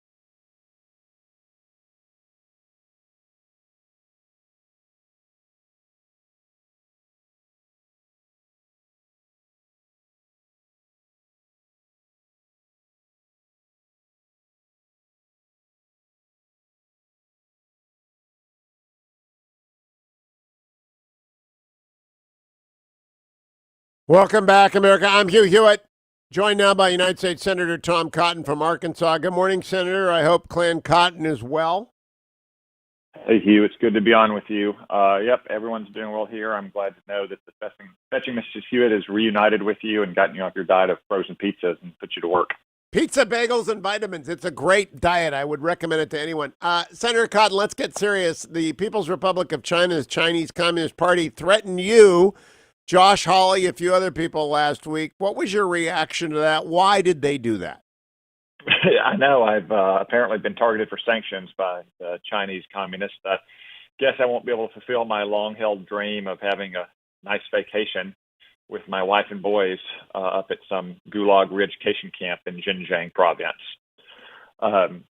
Hugh, I think that the Chinese Communist Party is beginning to feel the pressure from the rest of the civilized world, not just from the United States, but from other countries like Japan that's trying to reshore manufacturing from mainland China, or Australia that's calling for an international investigation into the origins of this virus. You saw that yesterday at the virtual assembly of the World Health Organization when Xi Jinping is trying to silence his critics with a $2 billion bribe to the WHO, far beyond anything they've ever proposed under ordinary circumstances. So their lashing out against me is just, I think, an indication that they are beginning to feel more and more pressure for their responsibility for unleashing this pandemic on the world. Now, I had on Undersecretary Kroc yesterday at the Department of State talking about the chip deal Doug Ducey did in Arizona. And he ended up saying that, look, China is a malign regime hell-bent on world domination. Now, that's an exact quote. Truly a malign regime hell-bent on global domination. Do you agree? Yeah, of course. China is a pariah state, and their objective is to replace the United States as the world's dominant economic and military power. He is absolutely right. Are they engaged in a massive I.O. against the U.S.? Of course they are, Hugh, and they have been for years and years and years. And it's multifaceted, whether it's paying off Hollywood studios to portray China in a sympathetic light, or spending millions of dollars in propaganda in newspapers like the New York Times or the Washington Post, running traditional espionage information operations in favor of pro-China policies in the U.S., planting thousands and thousands of communist sympathizers at Confucius Institutes on our universities. China is running a massive information operation in the United States and has been for years. Now, is there efforts by big tech to combat this that are, in your view, in any way sufficient? They don't seem to be combating Chinese communist propaganda nearly as much as they're combating any skepticism about some of these more extreme lockdown orders in some of our states. I'll say that to you. Is there any effort by any of them to do the right thing, in your view, and get the Chinese disinformation campaign shuttered? Hugh, unfortunately, I don't think there's a lot of effort. Some are better than others. I won't go into the details. Let's just say that I think big tech in Silicon Valley is much too sympathetic to China. Even though China oftentimes discriminates against their products and services or tries to steal their designs, China is also a potential big market and a source of a lot of funding for them as well. Is there any way out of this trap? China is a huge market. Everyone from the NBA to Silicon Valley to anyone who wants to sell anything anywhere has got to be aware. Is there any way out of that trap? Hugh, we got to this point through 30 years of deliberate policy choices. So anyone who tells you we can't change our relationship with China is not being honest. We can unwind some of these relationships through another set of deliberate policy choices. It's just that simple. Now, some of these decisions in businesses are already being made. Many businesses are relooking at whether it's viable to have sole source or limited source manufacturing in China after 3 years of tariffs from Donald Trump. I think this pandemic will accelerate it. I certainly hope it will, but I'm working hard in Congress to change that relationship as well. So if businesses don't start making some of these decisions in what they view as their business self-interest, then they may have to start making it as a matter of law. I've asked you this before, but I'll ask you again. Is there any sign that General Secretary Xi is facing a Khrushchev moment where his Politburo loses confidence in what he's done to their country and the reputation of it? Hugh, I'm not able to share any information on that front. I'll simply say that oftentimes despotic regimes seem eternal until their instability is inevitable. Well said. Well, that's sort of like Delphic. So we'll just leave it there, and I'll study that, and I appreciate it. Senator Tom Cotton, always a pleasure. Talk to you next week, Senator. Don't go anywhere, America. Coming back with Byron York, Susan Crabtree, and English historian Tom Holland. Because nothing lasts forever, and Tom Holland chronicled that in two great books about Rome, as well as about the rise of Christianity. Dominion is the last, but also Rubicon and Dynasty. I thought we needed to look way back at the plagues and the disasters and the fires and it's just the terrible things that have happened in the past to remind ourselves everything passes. It passes especially fast in this age when vaccines arrive quickly and markets rebound suddenly. More coming up. Hour number 3 of the Hugh Hewitt Show, straight ahead. Portions of the Hugh Hewitt Show are brought to you by Prison Fellowship's Angel Tree Summer Camps. Click on the banner at hughhewitt.com.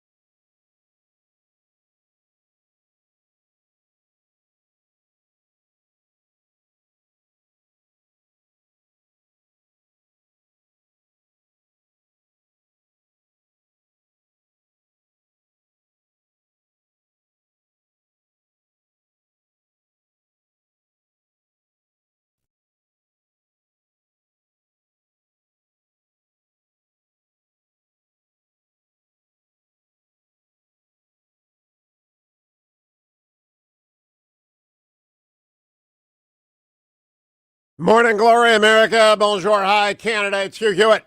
On May the 19th, 2020, in the year of the plague, as we approach 90,000 deaths in America, I did not think any story would break through pandemic news, but one has, Obamagate. And it's got many facets to it.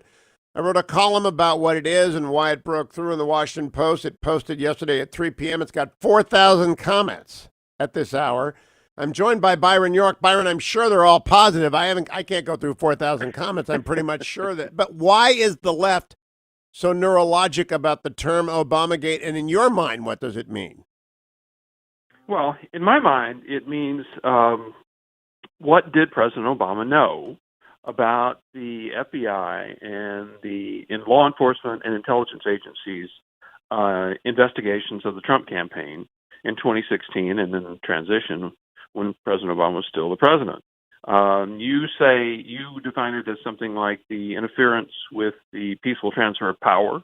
Yes. And then that in the bigger picture is what it was. And I think what we're seeing is in these unmaskings, in the Obama administration's fixation on Michael Flynn's phone calls to the Russian ambassador, I think there's a sense that a new administration should not have the temerity to change policies from those of President Obama. Of course, that's what happens every time a new president is elected. An incoming national security advisor talks to foreign leaders and says things like, hold on, we'll be in office in a few weeks and we'll take a look at our problems. It's entirely normal. But I think the Obama people, were particularly offended by the idea that a new president would do things differently than President Obama. On top of this is layered Judge Sullivan's conduct towards General Flynn, which is to me astonishing. I had Attorney General Yost on from Ohio. He and 14 other attorney generals just filed today in the open window that Judge Sullivan has thrown open a brief condemning his action as an abuse of the judicial power. And to me, it's just the latest chapter in crazy stuff that has happened around Obamagate, around the abuse of power. Do you think Judge Sullivan is going to stare down law, precedent, judgment just to satisfy the blue bubble and keep Flynn dangling? I'm not the lawyer here, so I can't predict on that basis. I have been kind of stunned by this. I mean, remember, Judge Sullivan is the one who, in open court, suggested that Michael Flynn had betrayed his country, and after the lunch break had to kind of come back and walk that back a little bit. But it was still really quite astonishing. And Judge Sullivan is the one who, when the government says, oh, that 302, that original 302, which was the write-up of the interview that FBI agents did with Michael Flynn, January 24, 2017. It is the basis for everything. The charges are based on what Flynn told the FBI, and 302 is the record of what he told the FBI, and it just happens to be missing. And Judge Sullivan basically said, things happen. Understand. Byron, it's inexplicable. What's inexplicable is only explicable this way.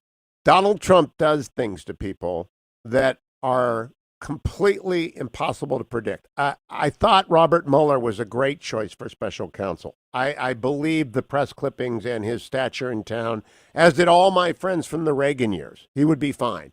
That investigation went off the tracks, went way off the trail, captured by partisans within it and dominated by partisans within it. I thought Judge Sullivan, given his record in the Ted Stevens case, would be a perfect judge for this.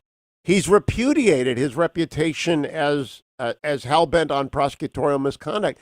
There is something about Donald Trump that unmoors people from who they were. Well, my particular theory is, if you listen to a lot of critics of Trump in the media and politics, they describe their opposition to him in moral terms. That what he has done is immoral. What he has done has endangered what America stands for. And I think if you look at a threat in moral terms, it justifies almost anything you do to meet that threat. And so I think that they have felt that since Trump has violated all of these norms, remember that was a big phrase for a long time, Trump has violated all of these norms, well, you have to fight norm violations with norm violations. And so we've seen that, and you're right. It has meant we've seen professions change their standards. We've seen it in law. We've seen it. Remember, and this is a small example, but in psychiatry, remember the Goldwater rule? Oh yes. And well, the Goldwater rule just went out the window with President Trump, and you have all sorts of professional, licensed psychiatrists telling us that the president is crazy. Very, very common. So all sorts of standards have gone out the window in this time. Byron, what I think is the most grievous danger, I've talked about this with Dr. Larry Arnn of Hillsdale, Matt Spalding of Hillsdale, others. Trump, whatever you think of him, has not violated any constitutional norm. In other words, he hasn't refused to enforce the law. He's abided by rulings of the court. He's lived by the Nixon v. U.S. doctrine that the Supreme Court is the final arbiter of these. He does prosecute his rights as much as he can. He refuses to cooperate with Congress in perfectly acceptable constitutional showdowns, but not extra constitutional behavior. The left, in result, has become unhinged. They do not value federalism. They want to get rid of the Electoral College. They want to get rid of the Senate. Increasingly, they don't care about freedom of religion or freedom of the press or assembly or petition. They've actually just sort of abandoned the Constitution, and that's what's really going on here. I think you make a good point. Remember especially earlier in the administration, you had all of these judges issuing orders to stop this or that Trump action. This was a single district judge somewhere in the United States issuing a nationwide injunction that something the president was doing. Now, aside from Trump, there's a legal debate about whether that's a good idea anyway, but that's what was happening. And what the president did when some judge, a single district judge somewhere in the country, ordered him to stop, he stopped. Yes. The administration obeyed the orders of these courts. Now, you shouldn't really get a prize for that, but that's not authoritarianism. That's dealing with the legal system as it exists today. That's constitutional order. That's actually what it is. Now, I go back to the move to dismiss the prosecution of General Flynn by Judge Sullivan blocking it. Yeah. In Exhibit 4, Acting Attorney General Sally Yates describes her interview with the special counsel, and as she describes herself as being flabbergasted by the revelation that Jim Comey has been tapping or surveilling Flynn, and that there is all sorts of stuff going on. She has no idea. Is that registered with the press and the commentariat yet, that the acting attorney general was cut out by the FBI director? No, I think it's really interesting. We see this is actually good for reporters of a more conservative bent because it kind of leaves fields open to them. I think True. If the right shows a lot of interest in something, I think a lot of the so-called mainstream press just doesn't want to look at it. So, for example, what you're referring to is the Justice Department's motion to drop the charges in the Flynn case, and it was I think the argument was about 20 pages, and there are about 85 pages of documents, of which what you described was one. So there's a lot of interesting stuff in there, but I haven't seen much analysis at all in some of the standard establishment media outlets. Not at all. And there is a meeting in the Oval Office on January 5. The president, the vice president, James Comey, Sally Yates, and Susan Rice. There is no recording of that. There is a memo to herself that Susan Rice sent, and there is the Sally Yates interview. It is one strange meeting, Byron York. What do you think went on in that meeting? I mean, it's all speculation because we will not know unless someone's under oath and they testify and they contradict each other. What do you think happened? Well, as you know, recording White House meetings went out of favor in the 70s. It did. Yes. But look, it's one of these things where, there's no recording, but there are a bunch of people who were in it. You have James Comey, you have Sally Yates, you have President Obama, and you have Vice President Biden. You have Susan Rice. I mean, there are a number of people who are in it now, so they could conceivably give their recollections of it. And we also know things. Remember, there was a little segment in Michael Isakov's book and David Korn's book about Russia, one of the early Russia books, and it has James Clapper at Susan Rice's urging telling President Obama about the whole Moscow hotel room incident, also known as the P-tape. To which President Obama responded, "Why am I hearing this? Why am I don't want to know this." And I must tell you, this is not going away. That's the headline of my post column. It's not going away until we have answers, and certainly until General Flynn is let go. Byron York, thank you for joining me, always on top of the most important story of the day. I'll be right back, America. Don't go anywhere. It's the Hugh Hewitt Show.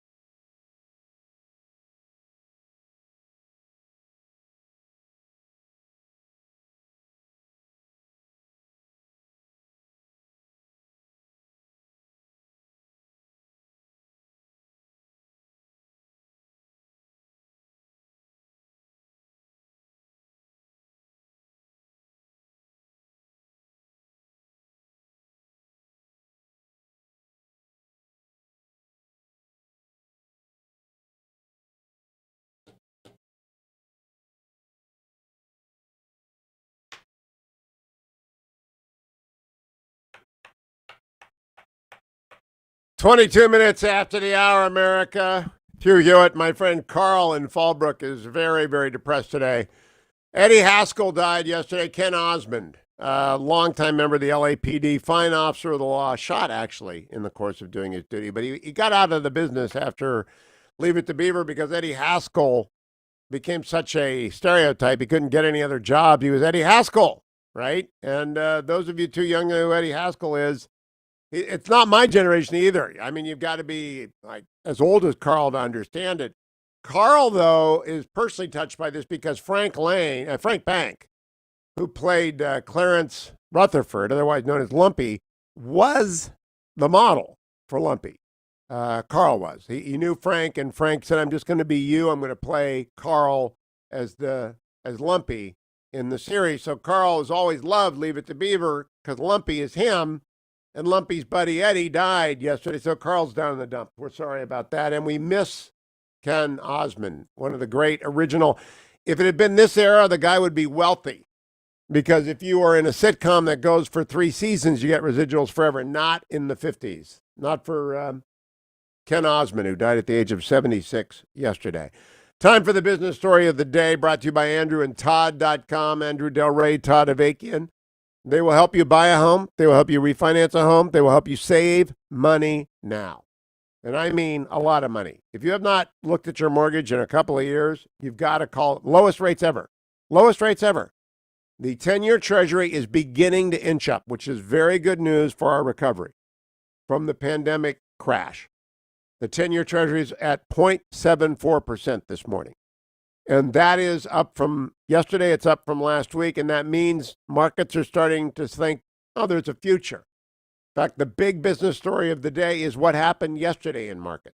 The Dow Jones Industrial Average went up 911 points, almost 4%. The NASDAQ went up 220 points, 2.5%. S&P went up 90.3%. Overnight in Japan, the Nikkei went up 1.5%. Hong Kong went up almost 2%. The world heard that Moderna may have a vaccine. And they looked, and the Wall Street Journal's lead editorial is good news about Moderna. It's only 55 people in phase 1. Phase 2 is underway with 600 people. But they are very confident about what it did for people under 55. We're going to find out about people over 55 with phase 2. But they're talking, billions of doses as soon as possible. Trump may have been right. Operation, what is it they call it? Operation something or other, where just throw everything at the vaccine world, may be working, and markets just went crazy. And if it continues over to today, the market will have factored in all of the news, pro and con about vaccines. And if they think it's going to work, it will continue to skyrocket. As it does, inflation's going to pick up, and that interest rate is not going to stay down there. So go to AndrewandTodd.com right now. Don't wait another day. Coming up after the break, Susan Crabtree, the Real Clear Politics White House correspondent, is going to join me to talk about inspector generals. Because it's in the headlines. Nobody understands what they are. Nobody understands what they do. Why do people care that they got fired? Susan Crabtree is coming up to do that. Before I talk about inspector generals, though, I want to remind you that there are hundreds of thousands of children in America whose mom or dad or both are in jail. Hundreds of thousands. Every summer, everyone on this network, whether it's me or Mike Gallagher or Dennis Prager or Seb Gorka or Larry Elder, we all work to raise $200 per child to send them to camp. Now, many of the camps are open, some are not open, but none of those kids change. They're a year older.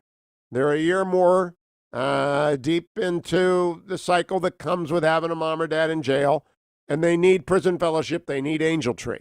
It costs $200 just to touch that kid with a week at camp or a box of blessings, including sports equipment, food coupons, one way or the other. Summertime is the time where Angel Tree goes out and makes these kids' lives a little bit better. Will you please help us? Just go to HughHewitt.com, find the Angel Tree banner, and click on it. If you can't give $200, give $20. But one child intervention is $200. Fetching Mrs. Hewitt and I are doing 5 kids. I hope you will join us if you can. Thank you in advance for being generous towards this. particular group of people, these young people. 888-206-2764 if you want to call. 888-206-2764. Come right back on the Hugh Hewitt Show.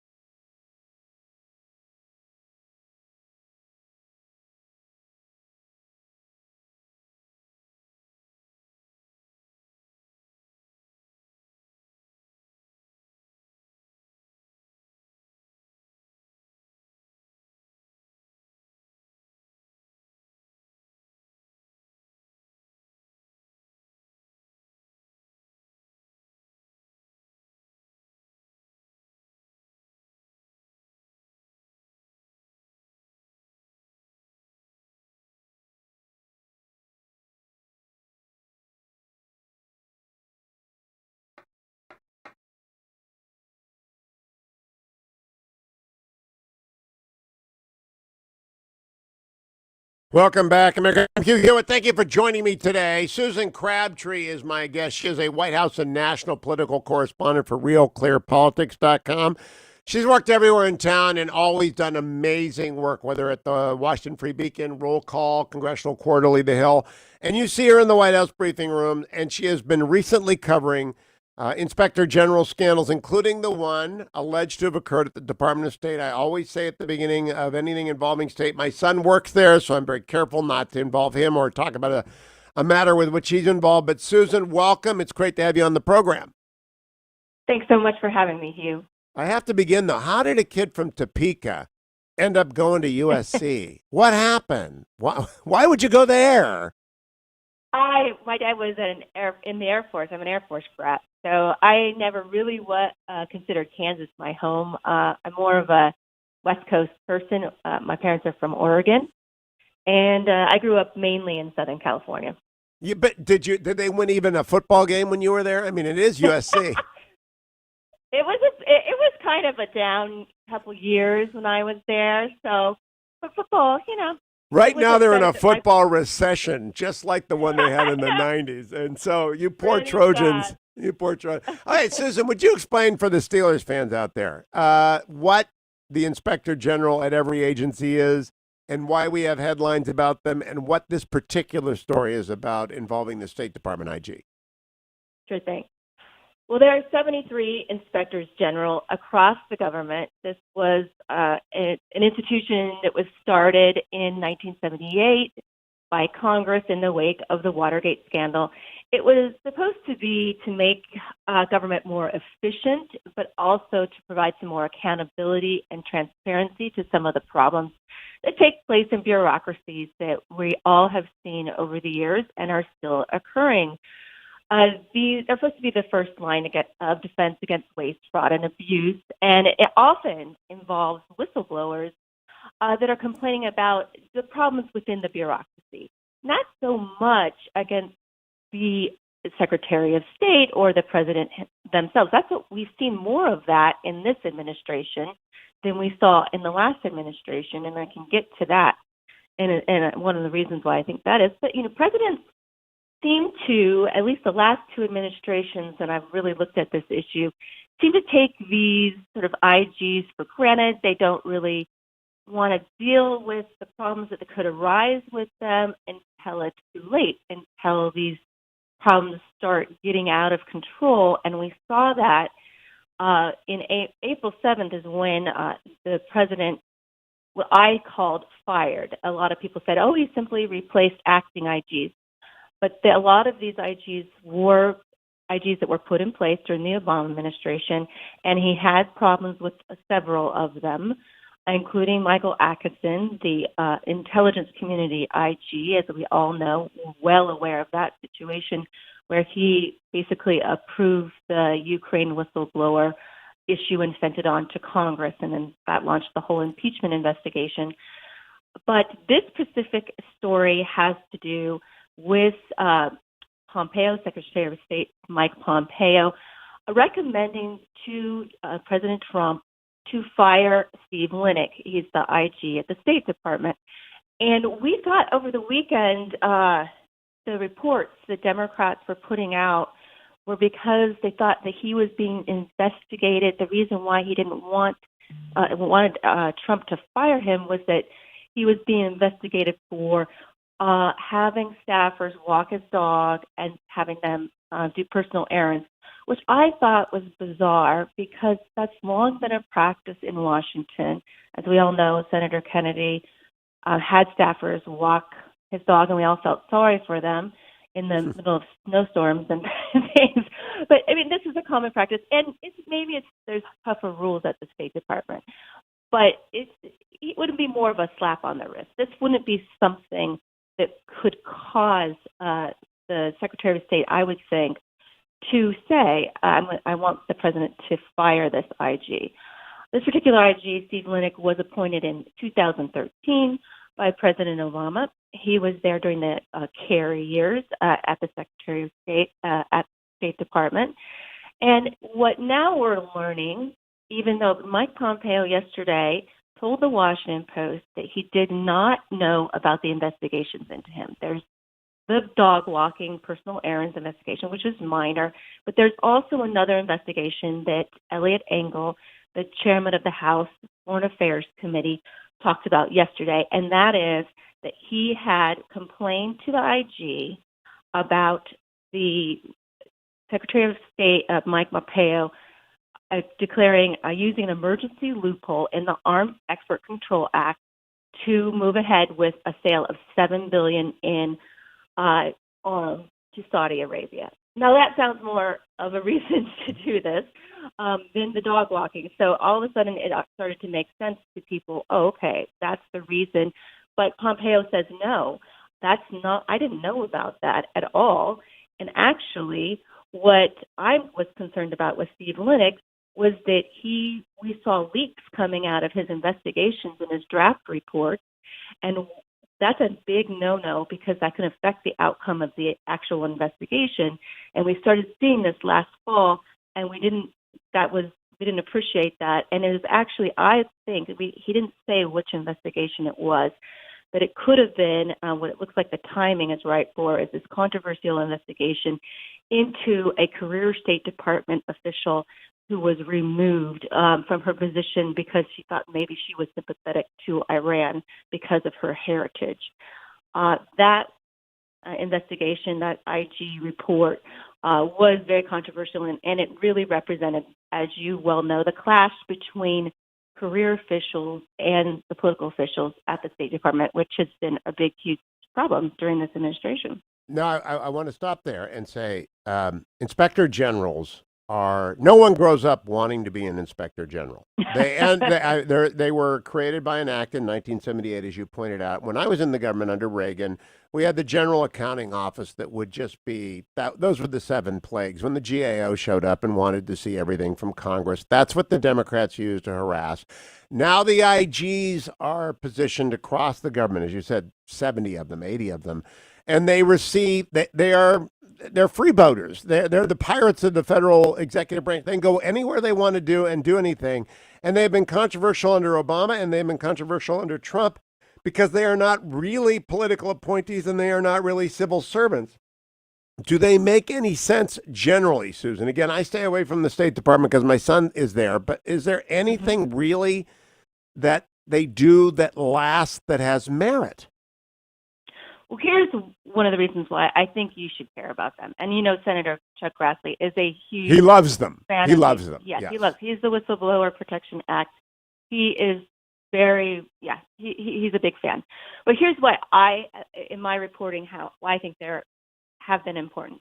When it comes to the president's personal security, we all know about the 2012 scandal that happened with the Secret Service agents in Cartagena going to prostitutes. Well, that particular IG, it falls under the Department of Homeland Security, the Secret Service. That IG was an acting IG, and he was beholden. It was found by Jason Chaffetz and Ron Johnson that it was a bipartisan report, so it involved Claire McCaskill as well. He was found to have whitewashed his own reports on that big scandal, that sex scandal in the Secret Service, to please the 7th floor of the Secret Service, the top brass, and even the president. There was a White House low-level aide that was implicated in that scandal. I reported on it at the time, but it was I don't know, I cannot say if I know for a fact that that aide was actually engaged with the prostitutes or not, but there was a whitewash that happened to that report. And when you're talking about the personal security of the president, we need to care about that.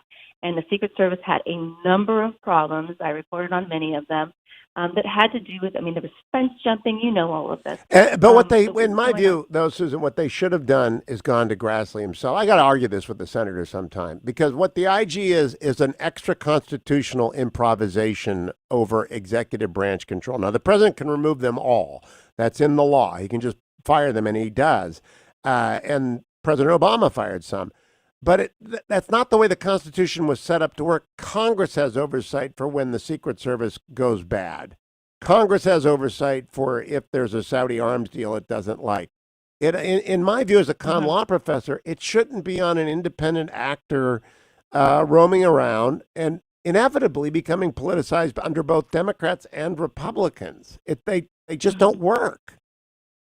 Well, I can see that, but I can also see that the only reason why Jason Chaffetz and Ron Johnson knew about this was because there were complaints coming out of the CHS whistleblower. Do they have time? Do members of Congress really have time? You know the hearings. I've been to these endless hearings on the Secret Service problem. It was just, I mean, it went on ad nauseum, okay? And do they really have time to take on this? There was also the President Obama, during his time when he dealt with his, he had 9 vacancies for a long time, excluding at the State Department. He had 4.5-year vacancy at the State Department. He had no Inspector General, and guess what happened there? You had the email scandal, and people blamed that. You had the Benghazi scandal. People blamed the fact that whistleblowers weren't coming forward because there was no IG to go to at the time. And there was this acting IG that was being controlled by Patrick Kennedy, who was in charge of the management there for many, many years, going back many administrations. But he was entrenched there. And he also covered up, allegedly, a scandal involving allegations that the ambassador to Belgium was involved in prostitution, child prostitution. There's always smoke around IG. It's just, to me, the way they just attract as many good stories as they do bad stories. It's because of reporters like you that we can sort them out. But it just, the institution itself wasn't provided for in the Constitution, I think, for a reason. It's that the unitary executive, as we in con law call it, was intended to be actually a unitary executive. Susan, it is great to have you on. Continue the great reporting. I read all of it. I appreciate it all, and I appreciate you're trying to make sense of this because it's one of the more complicated sets of arrangements. What is the IG? What is their authority? When is there smoke? When is there fire? And Susan Crabtree is on top of it. Thank you, Susan. I'm on top of my bag of Relief Factor. There it is. It's that time of the day I tell you, don't forget to take it. If you're going out the door to exercise or you're going to go to work, you're one of the people who are going back to work as we reopen the country. Don't forget your relieffactor.com. You may be doing unusual things again after not commuting for weeks. If you're commuting again, Icarian, Kirkman, Resveratrol, Omega, Relief Factor is for you. Also, don't forget Honor Bound Coffee.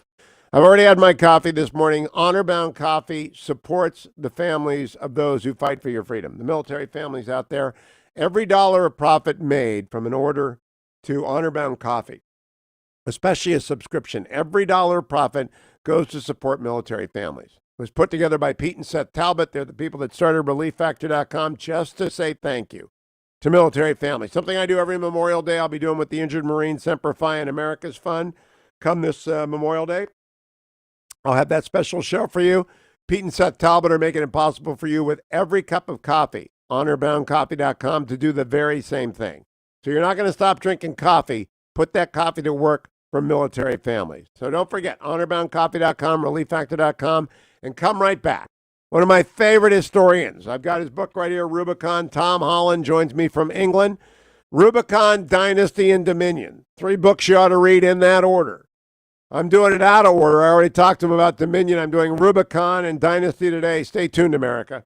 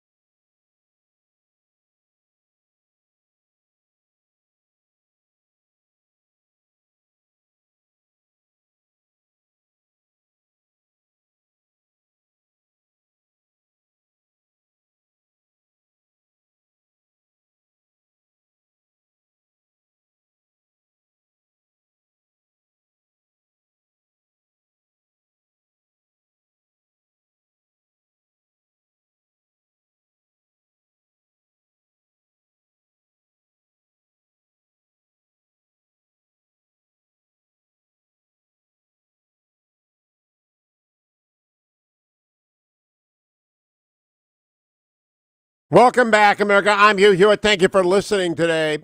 A few weeks ago, I had on British historian Tom Holland to talk about his brand new bestseller, Dominion, which many of you have picked up and read and sent me notes about how wonderful it is.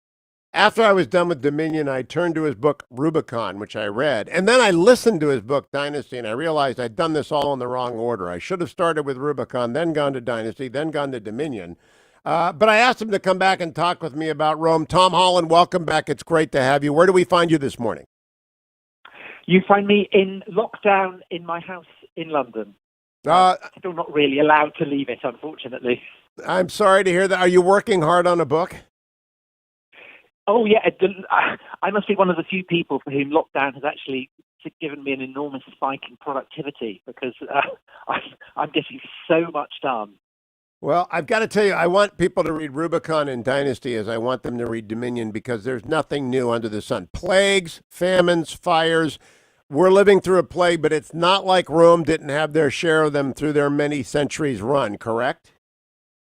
Absolutely correct. In fact, there's a case for saying that the Roman Empire was the first great incubator of pandemics because it was a kind of intersection point between the plagues that brewed in the middle of Africa and the plagues that brewed in the middle of Asia, and they would come eastwards and they would come northwards and they would hit the massive cities of the Roman Empire, Rome, Alexandria, and so on, and they just spread like wildfire, and there'd never been an experience of disease quite like it.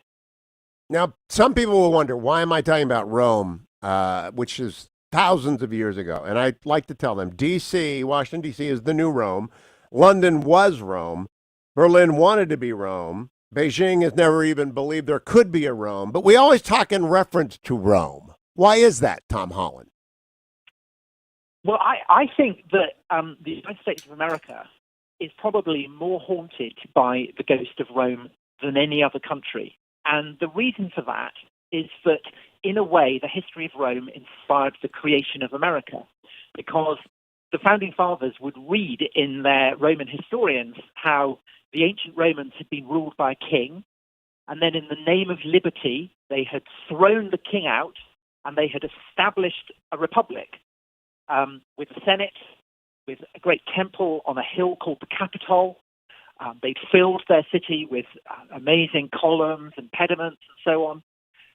And this provided the Founding Fathers with the model of what they wanted, the kind of republic that they hoped to found. But if Rome had been an inspiration to the Founding Fathers, it was also a terrible warning, because in the long run, the republic collapsed, and an autocracy was founded on the rubble of that republic, the autocracy of the Caesars. And then, of course, centuries on, the Roman Empire itself fell. And there's a sense in which the United States, perhaps more than any other country in the world, is haunted by those two calamities: the calamity of the collapse of Republican freedom and then the collapse of Rome itself. I can't tell you how often on this show I've tried to explain to people what the mos maiorum is and how in the United States it's frayed. And when it frayed in the late Roman Republic and what was known as the Republican Revolution, that led to this sequence of terrible events that got progressively worse as people took greater and greater liberties with the way things that were done. What attracted you to this trajectory of disaster, Tom Holland? Why did you dive in first to the collapse of the Roman Republic after hundreds of years? It began cycling down really with Gaius Marius. You could argue the Gracchi brothers, but really with Marius. What drew you to that subject? I think it's an amazing story. I think in some ways it's the most dramatic, the most exciting story that the political history has to offer. And I think there's a particular kind of quality of charisma and terror about Rome. It's kind of the apex predator of antiquity. It's the great white shark. It's the tyrannosaur. So there's an inherent fascination to it. But I think on top of that, the story that you get with the collapse of the Republic, in a way, is the kind of primal account of how politics works. That certainly, it haunts the United States. I think it haunts every Western country, every country that feels itself in some way to be descended from Rome. because the book on which I write about is called Rubicon, and the phrase to cross the Rubicon means to take an irrevocable step, a step that once you've taken you can't possibly go back. And it alludes to a small river in the north of Italy, which marked the boundary between Italy proper and of Gaul. And the governor of Gaul was Julius Caesar. And Julius Caesar had been governor for 10 years, and he had spent those 10 years conquering the whole of Gaul, what is now France, crossing into Germany, crossing the Channel into Britain. They're amazing achievements. But his very greatness, the very scale of his achievements, the wealth, the glory that he had won, alarmed his enemies back in Rome because they felt that he was putting the whole of the Republic in his shadow. And there were anxieties that he wanted to become a king of the kind that the Romans had thrown out centuries before.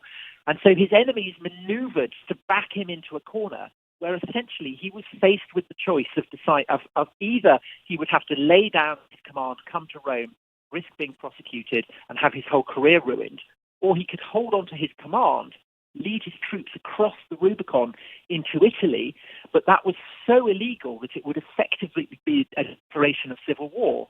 So Caesar stands on the banks of the Rubicon weighing these two alternatives up, and then he famously says, the die is cast. I'm going to throw the dice, take this chance. He crosses the Rubicon, and sure enough, Rome does collapse into civil war. Caesar emerges victorious. He then gets assassinated. This precipitates another bout of civil war. And in the end, the person who emerges as the princeps, the first man, the imperator, the emperor, is Julius Caesar's great-nephew, his adopted son, the man who takes on the name Augustus Caesar. And it's Augustus who then establishes an autocracy that endures until the very end of the Roman Empire. Now, that dividing line is the great dividing line in European politics and ultimately American politics between republic, empire, between anarchy, if you like, and order, or between freedom and dictatorship. It's also surrounded by an extraordinary decadence. As I read back to back, right? So I'm reading Rubicon. I finished it last night. I've been listening to. I have not quite finished the last few paragraphs of Nero because you can't speed read a tape, right? You listen to it, and right. I'm struck by how absolutely decadent it is, and then I'm struck by your message of dominion, that the Christian world totally conquered the Roman decadence. It overturned everything that was depraved about Rome, and everything that was thought to be noble about Rome was put to shame. Shame didn't even exist actually as a other than an injury to honor, so that the triumph of Christianity that you outline in Dominion is actually in much greater relief if you've read Rubicon and Dynasty first. I think that's the order in which people should read your books. Do you agree? Well, certainly how I came to write about Christianity was the growing feeling that Rome was unfathomably different. Incredibly alien. And the reason that we find it alien is basically whether you're a believing Christian or not, your assumptions and your morals have basically been Christianized. But what I would say about Rome is that absolutely, when you're dealing with figures like Caligula or Nero, I mean, they're bywords to this day. But I think they're complex characters and they're complex figures, and the relationship the Romans have to the idea of decadence is also complex because we know about all these terrible things that the Romans are doing because the Romans themselves find them terrible. They are writing it up and saying these are terrible, terrible things. And we just have to look at our own society to see how that can operate. But we are obsessed by what the super rich do. We're obsessed by the excesses of those who have enormous wealth or power. That doesn't mean that we as a society are completely immoral. In fact, just the opposite. It means we have very high standards of morality. The Romans were the same. And in a sense, they are as moral as the Christians. It's just that the understanding of morality is very, very different. Oh, it's so completely different. Later today, and I want to thank you for helping me prepare for this. I'm interviewing Mark Zuckerberg. I've never interviewed Mark before. I know him a little bit, and I've talked to him often, but I've never interviewed him before. But Silicon Valley is so much more easy to understand after you've taken a deep dive into Rome because it's just the jockeying for auctoritas. It's just that all the bigs in Silicon Valley want to rule their virtual empire, right? They're all in competition with each other to be the first man in Silicon Valley, whether that's Jeff Bezos in Seattle or the head of Google or Mark Zuckerberg. It's a competition, but within rules, the rule of law that America established. In Rome, the whole Roman Revolution, it's so troubling that all the rules fall apart. And in rather rapid fashion, beginning, I guess, with Sulla's March on Rome, right? Right. Yes. And go ahead. It's interesting. Mark Zuckerberg's sister is actually a classicist, so it's obviously something I didn't know that. To be aware of. Oh, yeah. Donna Zuckerberg is a very eminent classicist. So there's obviously a kind of a family interest in this subject. Oh, interesting. I'll bring that up to him. You've helped me prepare some more. But I do think it's a virtual empire, and all empires alike, and all empires dissimilar. I made a list, Tom Holland, last night after I was done with Rubicon. I just made a list. I said, okay, if I was going to do an in-depth kind of interview with Tom Holland, you haven't got enough time, and I don't. I'd have to cover Scipio Africanus, both Gracchi, Marius, Sulla, Cicero, Pompey, Crassus, Caesar, Cato, Anthony, Augustus, Tiberius, Caligula, Claudius, Nero, Horace, Virgil, Seneca, and then two categories, the Roman mother and the Roman wife. That can't be done in a radio format. But you can lose yourself. I mean, you can absolutely lose yourself in this and still think you're talking about today. These are incredibly vivid characters who continue to have a resonance. I mean, everyone has heard of Julius Caesar. Everyone's heard of Cleopatra. Everyone's heard of Caligula. These are names that continue to kind of haunt us. And I think that's what makes the story so astonishing. They're painted in such vivid colors and they shed such deep shadows that it's almost impossible to read it and not feel completely gripped. And especially, as I said, because to go back to what we were talking about at the beginning of our conversation, the fact that we always have this feeling that perhaps there are lessons for our own society. I mean, I think you can overdo that. But the fact that America is a republic founded on the model of the Roman Republic does mean that there's a kind of nervousness about the possibility of a new Caesar emerging, whether that's a Mark Zuckerberg, a Jeff Bezos, a Trump, or whoever. The anxiety about the kind of alpha male who puts the whole of the republic in his shadow is something that America shares with Rome. I'm also in reading the Rubicon book, not Dynasty. George Washington's favorite play was Joseph Addison's Cato. And so you spend a lot of time on Cato and Rubicon. I'm glad you do, because Cato is often overlooked. I bet you not 1 in 1,000 Americans that are listening to me know who Cato is. And that's okay, because no one took 4 years of Latin or Greek when they were in high school anymore. Nobody does it. But Cato, Washington would watch that play again and again and again. And of course that had to frame how he conducted the first presidency. And the first presidency frames how the presidency has been conducted since. Well, there's that amazing statue in the Smithsonian where you've got Washington in his wig and a toga. Yes. It's such a kind of bizarre look. And yet, it absolutely expresses what you say. And Cato is, I think, again, a figure who's very familiar to us. He's the man of rigid, almost authoritarian virtue who refuses to cut his opponents any slack, and who is so determined to affirm the primacy of the Roman Republic that on one notorious occasion, he's very, as a Republican, he's very contemptuous of kings and foreign kings. And the emissary of a foreign king comes to greet him when he's got an official in Cyprus, and he insists on meeting the envoy while he's on the toilet. Yes. And that kind of perfectly sums up the kind of rather crude quality of virtue that he was all about. But he was absolutely insistent on the rule of law, the Constitution as we would understand it. It was unwritten like the British Constitution, but he insisted upon it. And there are people like him still. They're often extreme in the Senate and the House of the United States. I'm sure you've got them. In fact, I think your leader of the House right now is a Cato-like character in love with the past. But there are also so many Ciceros around. What you do a good job of taking your schoolboy Cicero and turning him from being a great orator into being rather a two-faced, backbone lacking, occasionally dynamic, and in the end glorious kind of person, but so multidimensional that never comes through.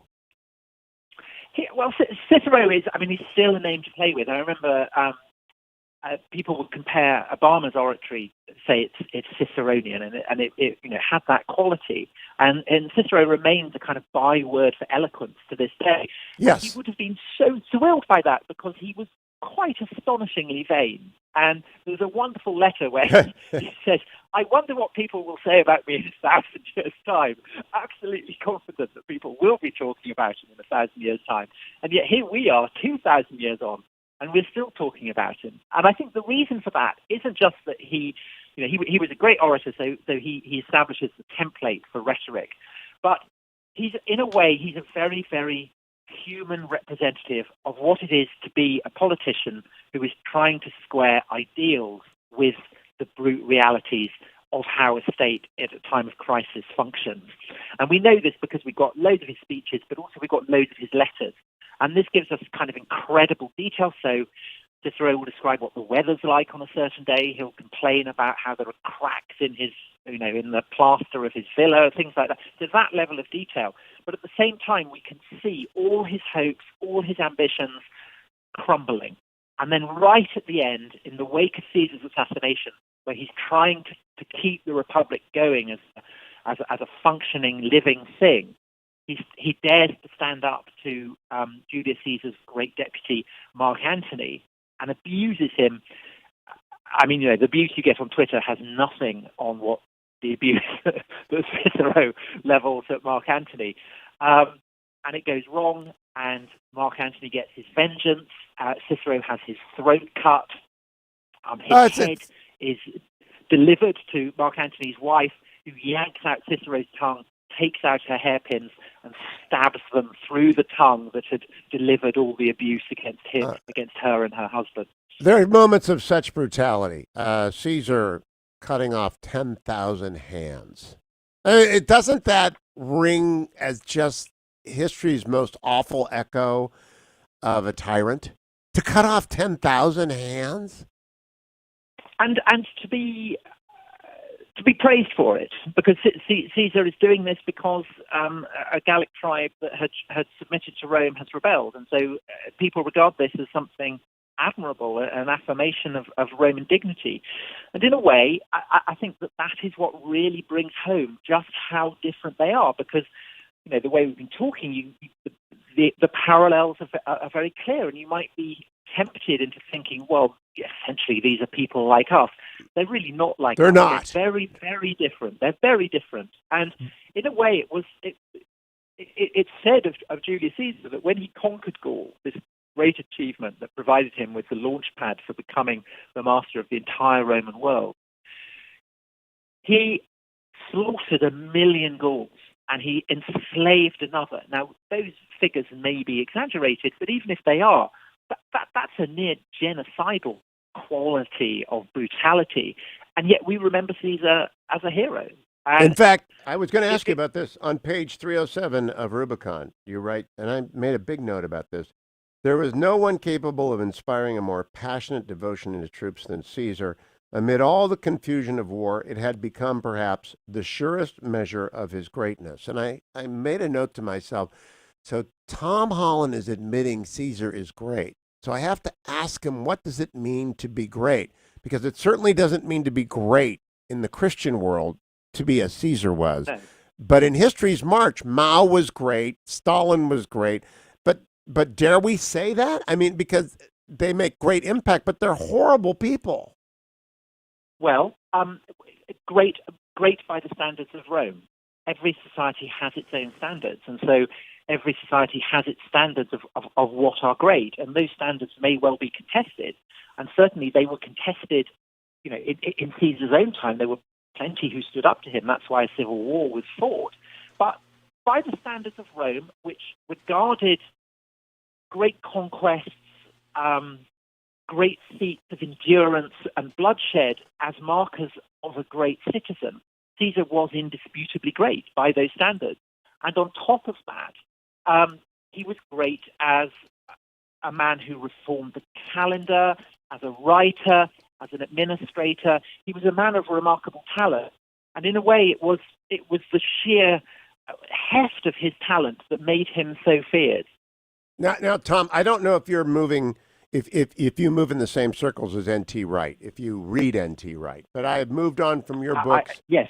Okay, so I've moved on to N.T. Wright's History and Eschatology, Jesus and the Promise of Natural Theology, the argument of which is complex, but boils down to that nature confirms the teaching of Christ, that there is such a thing as natural theology, there is such a thing as natural law. But if that's the case, the Romans ignored it all, because the natural theology that N.T. Wright celebrates would not tolerate this sort of evil.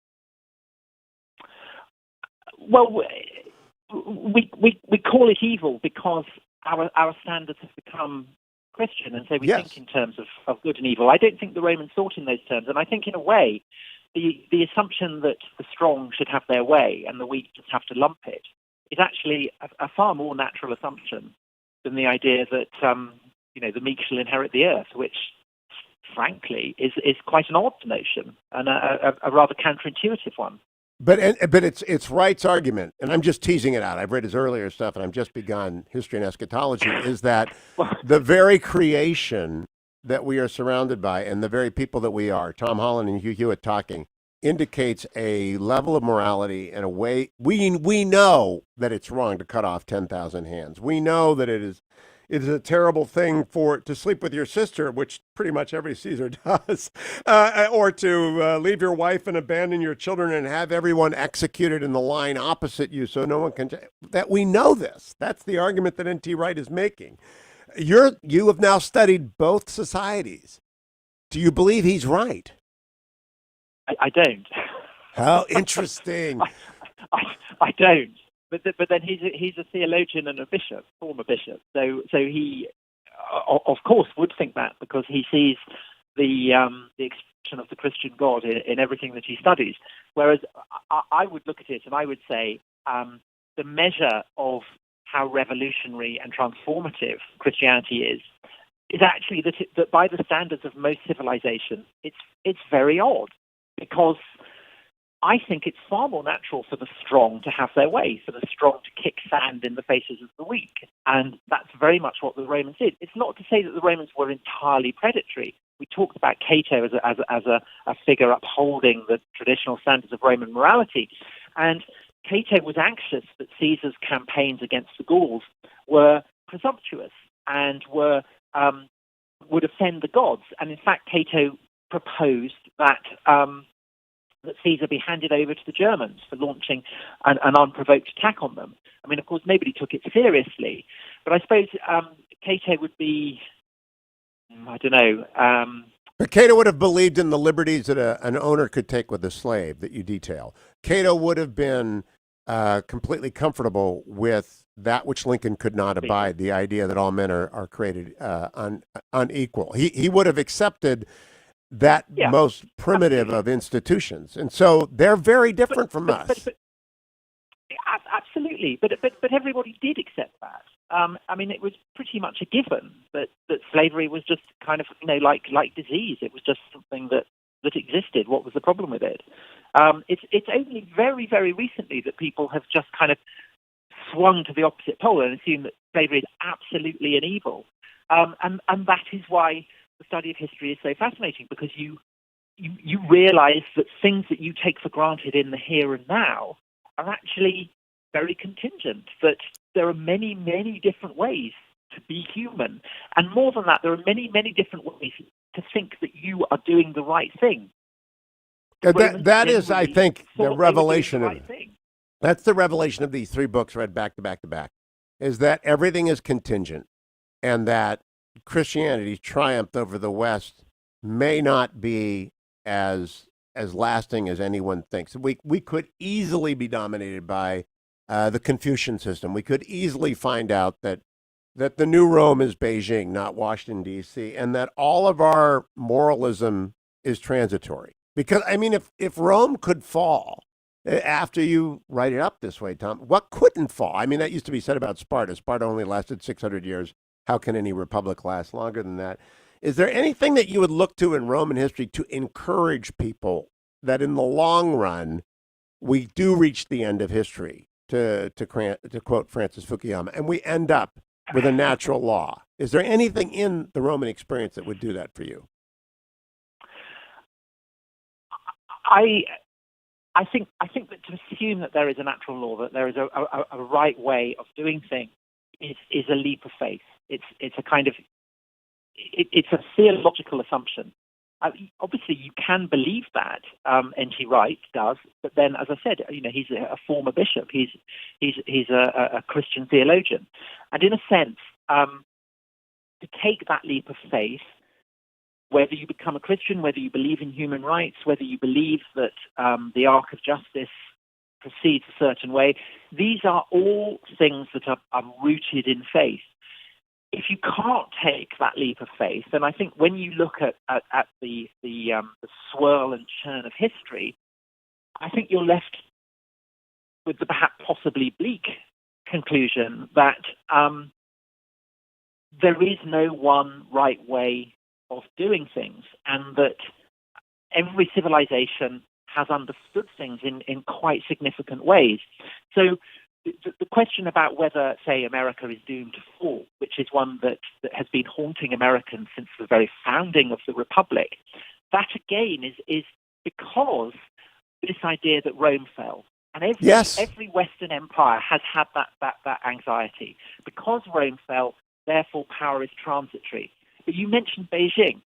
Beijing is the capital of a Chinese empire. It wasn't the original one. There have been many different capitals. But there's always been an idea of China as a coherent entity that ultimately goes back to the age of Rome, to the time of Rome. China has been conquered many times. It's fallen apart. It's been reconstituted. And yet it's recognizably the same imperial state in a way that, say, modern Europe is not recognizably the heir of Rome. So I think people in Europe and America are haunted by the idea that empires must inevitably fall in a way that, say, the Chinese tend not to be. Oh, in Dr. Kissinger's book and in Graham Allison's book, they quote the famous phrase, "That which is unified must divide, and that which must divide, and that which is divided must unify." There is no founding myth of the Chinese Empire, because their founding myth, the Yellow Emperor, actually presumes a prior history which is not articulate. They're so old, they don't have a founding. They don't have a Romulus. They don't have an Aeneas. They're so old that it does confront the West with the idea that we've always hung on to Rome as being the founding great empire. Nah, not really. We just didn't have a grasp of the globe or of history. So as a historian, have you come to the same conclusion? No, 2,000 years from now, we'll look back and know that we will have utterly transformed again? Who knows? I think there's a kind of certainly I feel it, that history is speeding up. You mentioned Francis Fukuyama saying that the history had come to a stop. In a way, in the 21st century, it felt like everything is going so fast. And in many ways, what's happening is a response to, I think, the processes of globalization and industrialization. So the onset of COVID-19 is obviously become a pandemic because the world is so interconnected. Likewise, if global temperatures are rising, then we can't begin to understand or to predict what the consequences of that may be. So I think that it's almost impossible to know what the world will look like in 2,000 years' time, whether even Homo sapiens will be here. So you're not much of a believer in the singularity. You know, I heard what you just said very clearly, and as a Christian, it doesn't trouble me because that's actually the end of the story. But the singularity on the secular side is everything comes together and figures it out, and you don't believe that. No, I live in a country that was part of an entity founded in the wake of the worst tyranny that our continent ever saw. And it was the European Union was an attempt to ensure that never again would wars be fought in that way. And most of my life, I assumed that the European Union would be something that progressed and would grow, but certainly wouldn't fall apart. So I now have to live with the recognition that I called that one badly wrong. That absolutely things can fall apart because my country has now left the European Union, and who knows what the impact of COVID-19 on Europe will be, or indeed on other parts of the world as well. I mean that is something that has literally come from nowhere. This time 6 months ago, who would have predicted that we'd be here? And yet here we are. Yeah, vanity is vanity, always is vanity. I want to close by talking about the Jews because I find your aside about them when Nero blames Christians and Jews and various immigrants to have residence in our current era where outsiders are being blamed for a lot, like COVID-19 is being blamed on the Chinese, and people want to blame things like that. But it did remind me that back in the day when Nero played his lyre and was an actor, there were these communities of people that stood apart from the Roman way, and they endured and the Romans didn't. I think N.T. Wright might throw that up as an argument for the natural theology that we do know a natural order. I always remember the scene in The Sopranos where Tony Soprano and his gang are menacing a body of Orthodox Jews who haven't paid their debts, and one of them starts talking about Masada and saying, "The Jews are still here. Where are the Romans?" Tony Soprano says, "You're looking at them. You're looking." Well, so in that, but absolutely, I think that one of the great themes of Roman history is exactly the way in which actually the Romans do recognize that the Jews are kind of cuckoos in the nest, that they're distinctive, and they're distinctive in a way that many Romans find unsettling, but they're also distinctive in a way that many Romans find highly interesting and appealing. And one of the reasons that Nero probably is alert to the existence of Christians as potential scapegoats for the fire of Rome is that his wife, Poppaea Sabina, incredibly glamorous figure who 2,000 years before Pete Townsend said that she hoped she died before she grew old, and yes. really did. She was very sympathetic to the Jews. She was a kind of, she wanted to believe in the Jewish God, but couldn't because she wasn't Jewish. But she if someone to that degree, at the very heart of Roman power, was interested in Jewish teachings and the Jewish example, it suggests that there was a kind of open door there, if not for Jews, then certainly for Christians to push at. And so, of course, in the long run, it proves. It did. Let me close by asking you about the study of history. Do you have any hope for a renaissance of interest in Rome? Obviously, you've written some bestsellers that have been very well received by people like me and people like NPR. And people love to read good history written in a rollicking kind of way so that it's fun, it's not dusty, it's full of wild details. You use the vernacular where it is useful to use the vernacular. Do you see a renaissance in interest in the Roman Republic? Because it's always fascinated me, but I'm an outlier. I assume you are as well. Is there any hope for that coming back? Well, the idea of a renaissance, a rebirth, is actually something that's been going on pretty much since the Roman Empire fell. You have cycles of people rediscovering it, renewing their interest in it. And I think that particular periods will bring the example of Rome into a kind of focus. So I actually wrote Rubicon against the backdrop of 9/11 and the Iraq War. And that was definitely a time when people were pretty interested in Rome. Yes. Gladiator had come out in the year 2000. And then in the wake of 9/11, with America planning to invade the Middle East, the Imperial Republic, I remember it was very difficult to find a cartoon that didn't show George Bush in the toga with a laurel wreath. The idea that America was Rome was very, very prevalent there.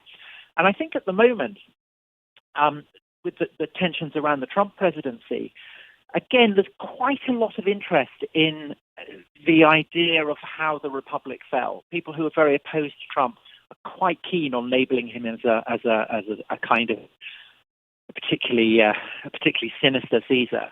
Yeah, and I always people who I push back at that, Tom, because I just think that's so silly given his desires are so limited. He does not violate he's not like Sula, he's not marching on DC.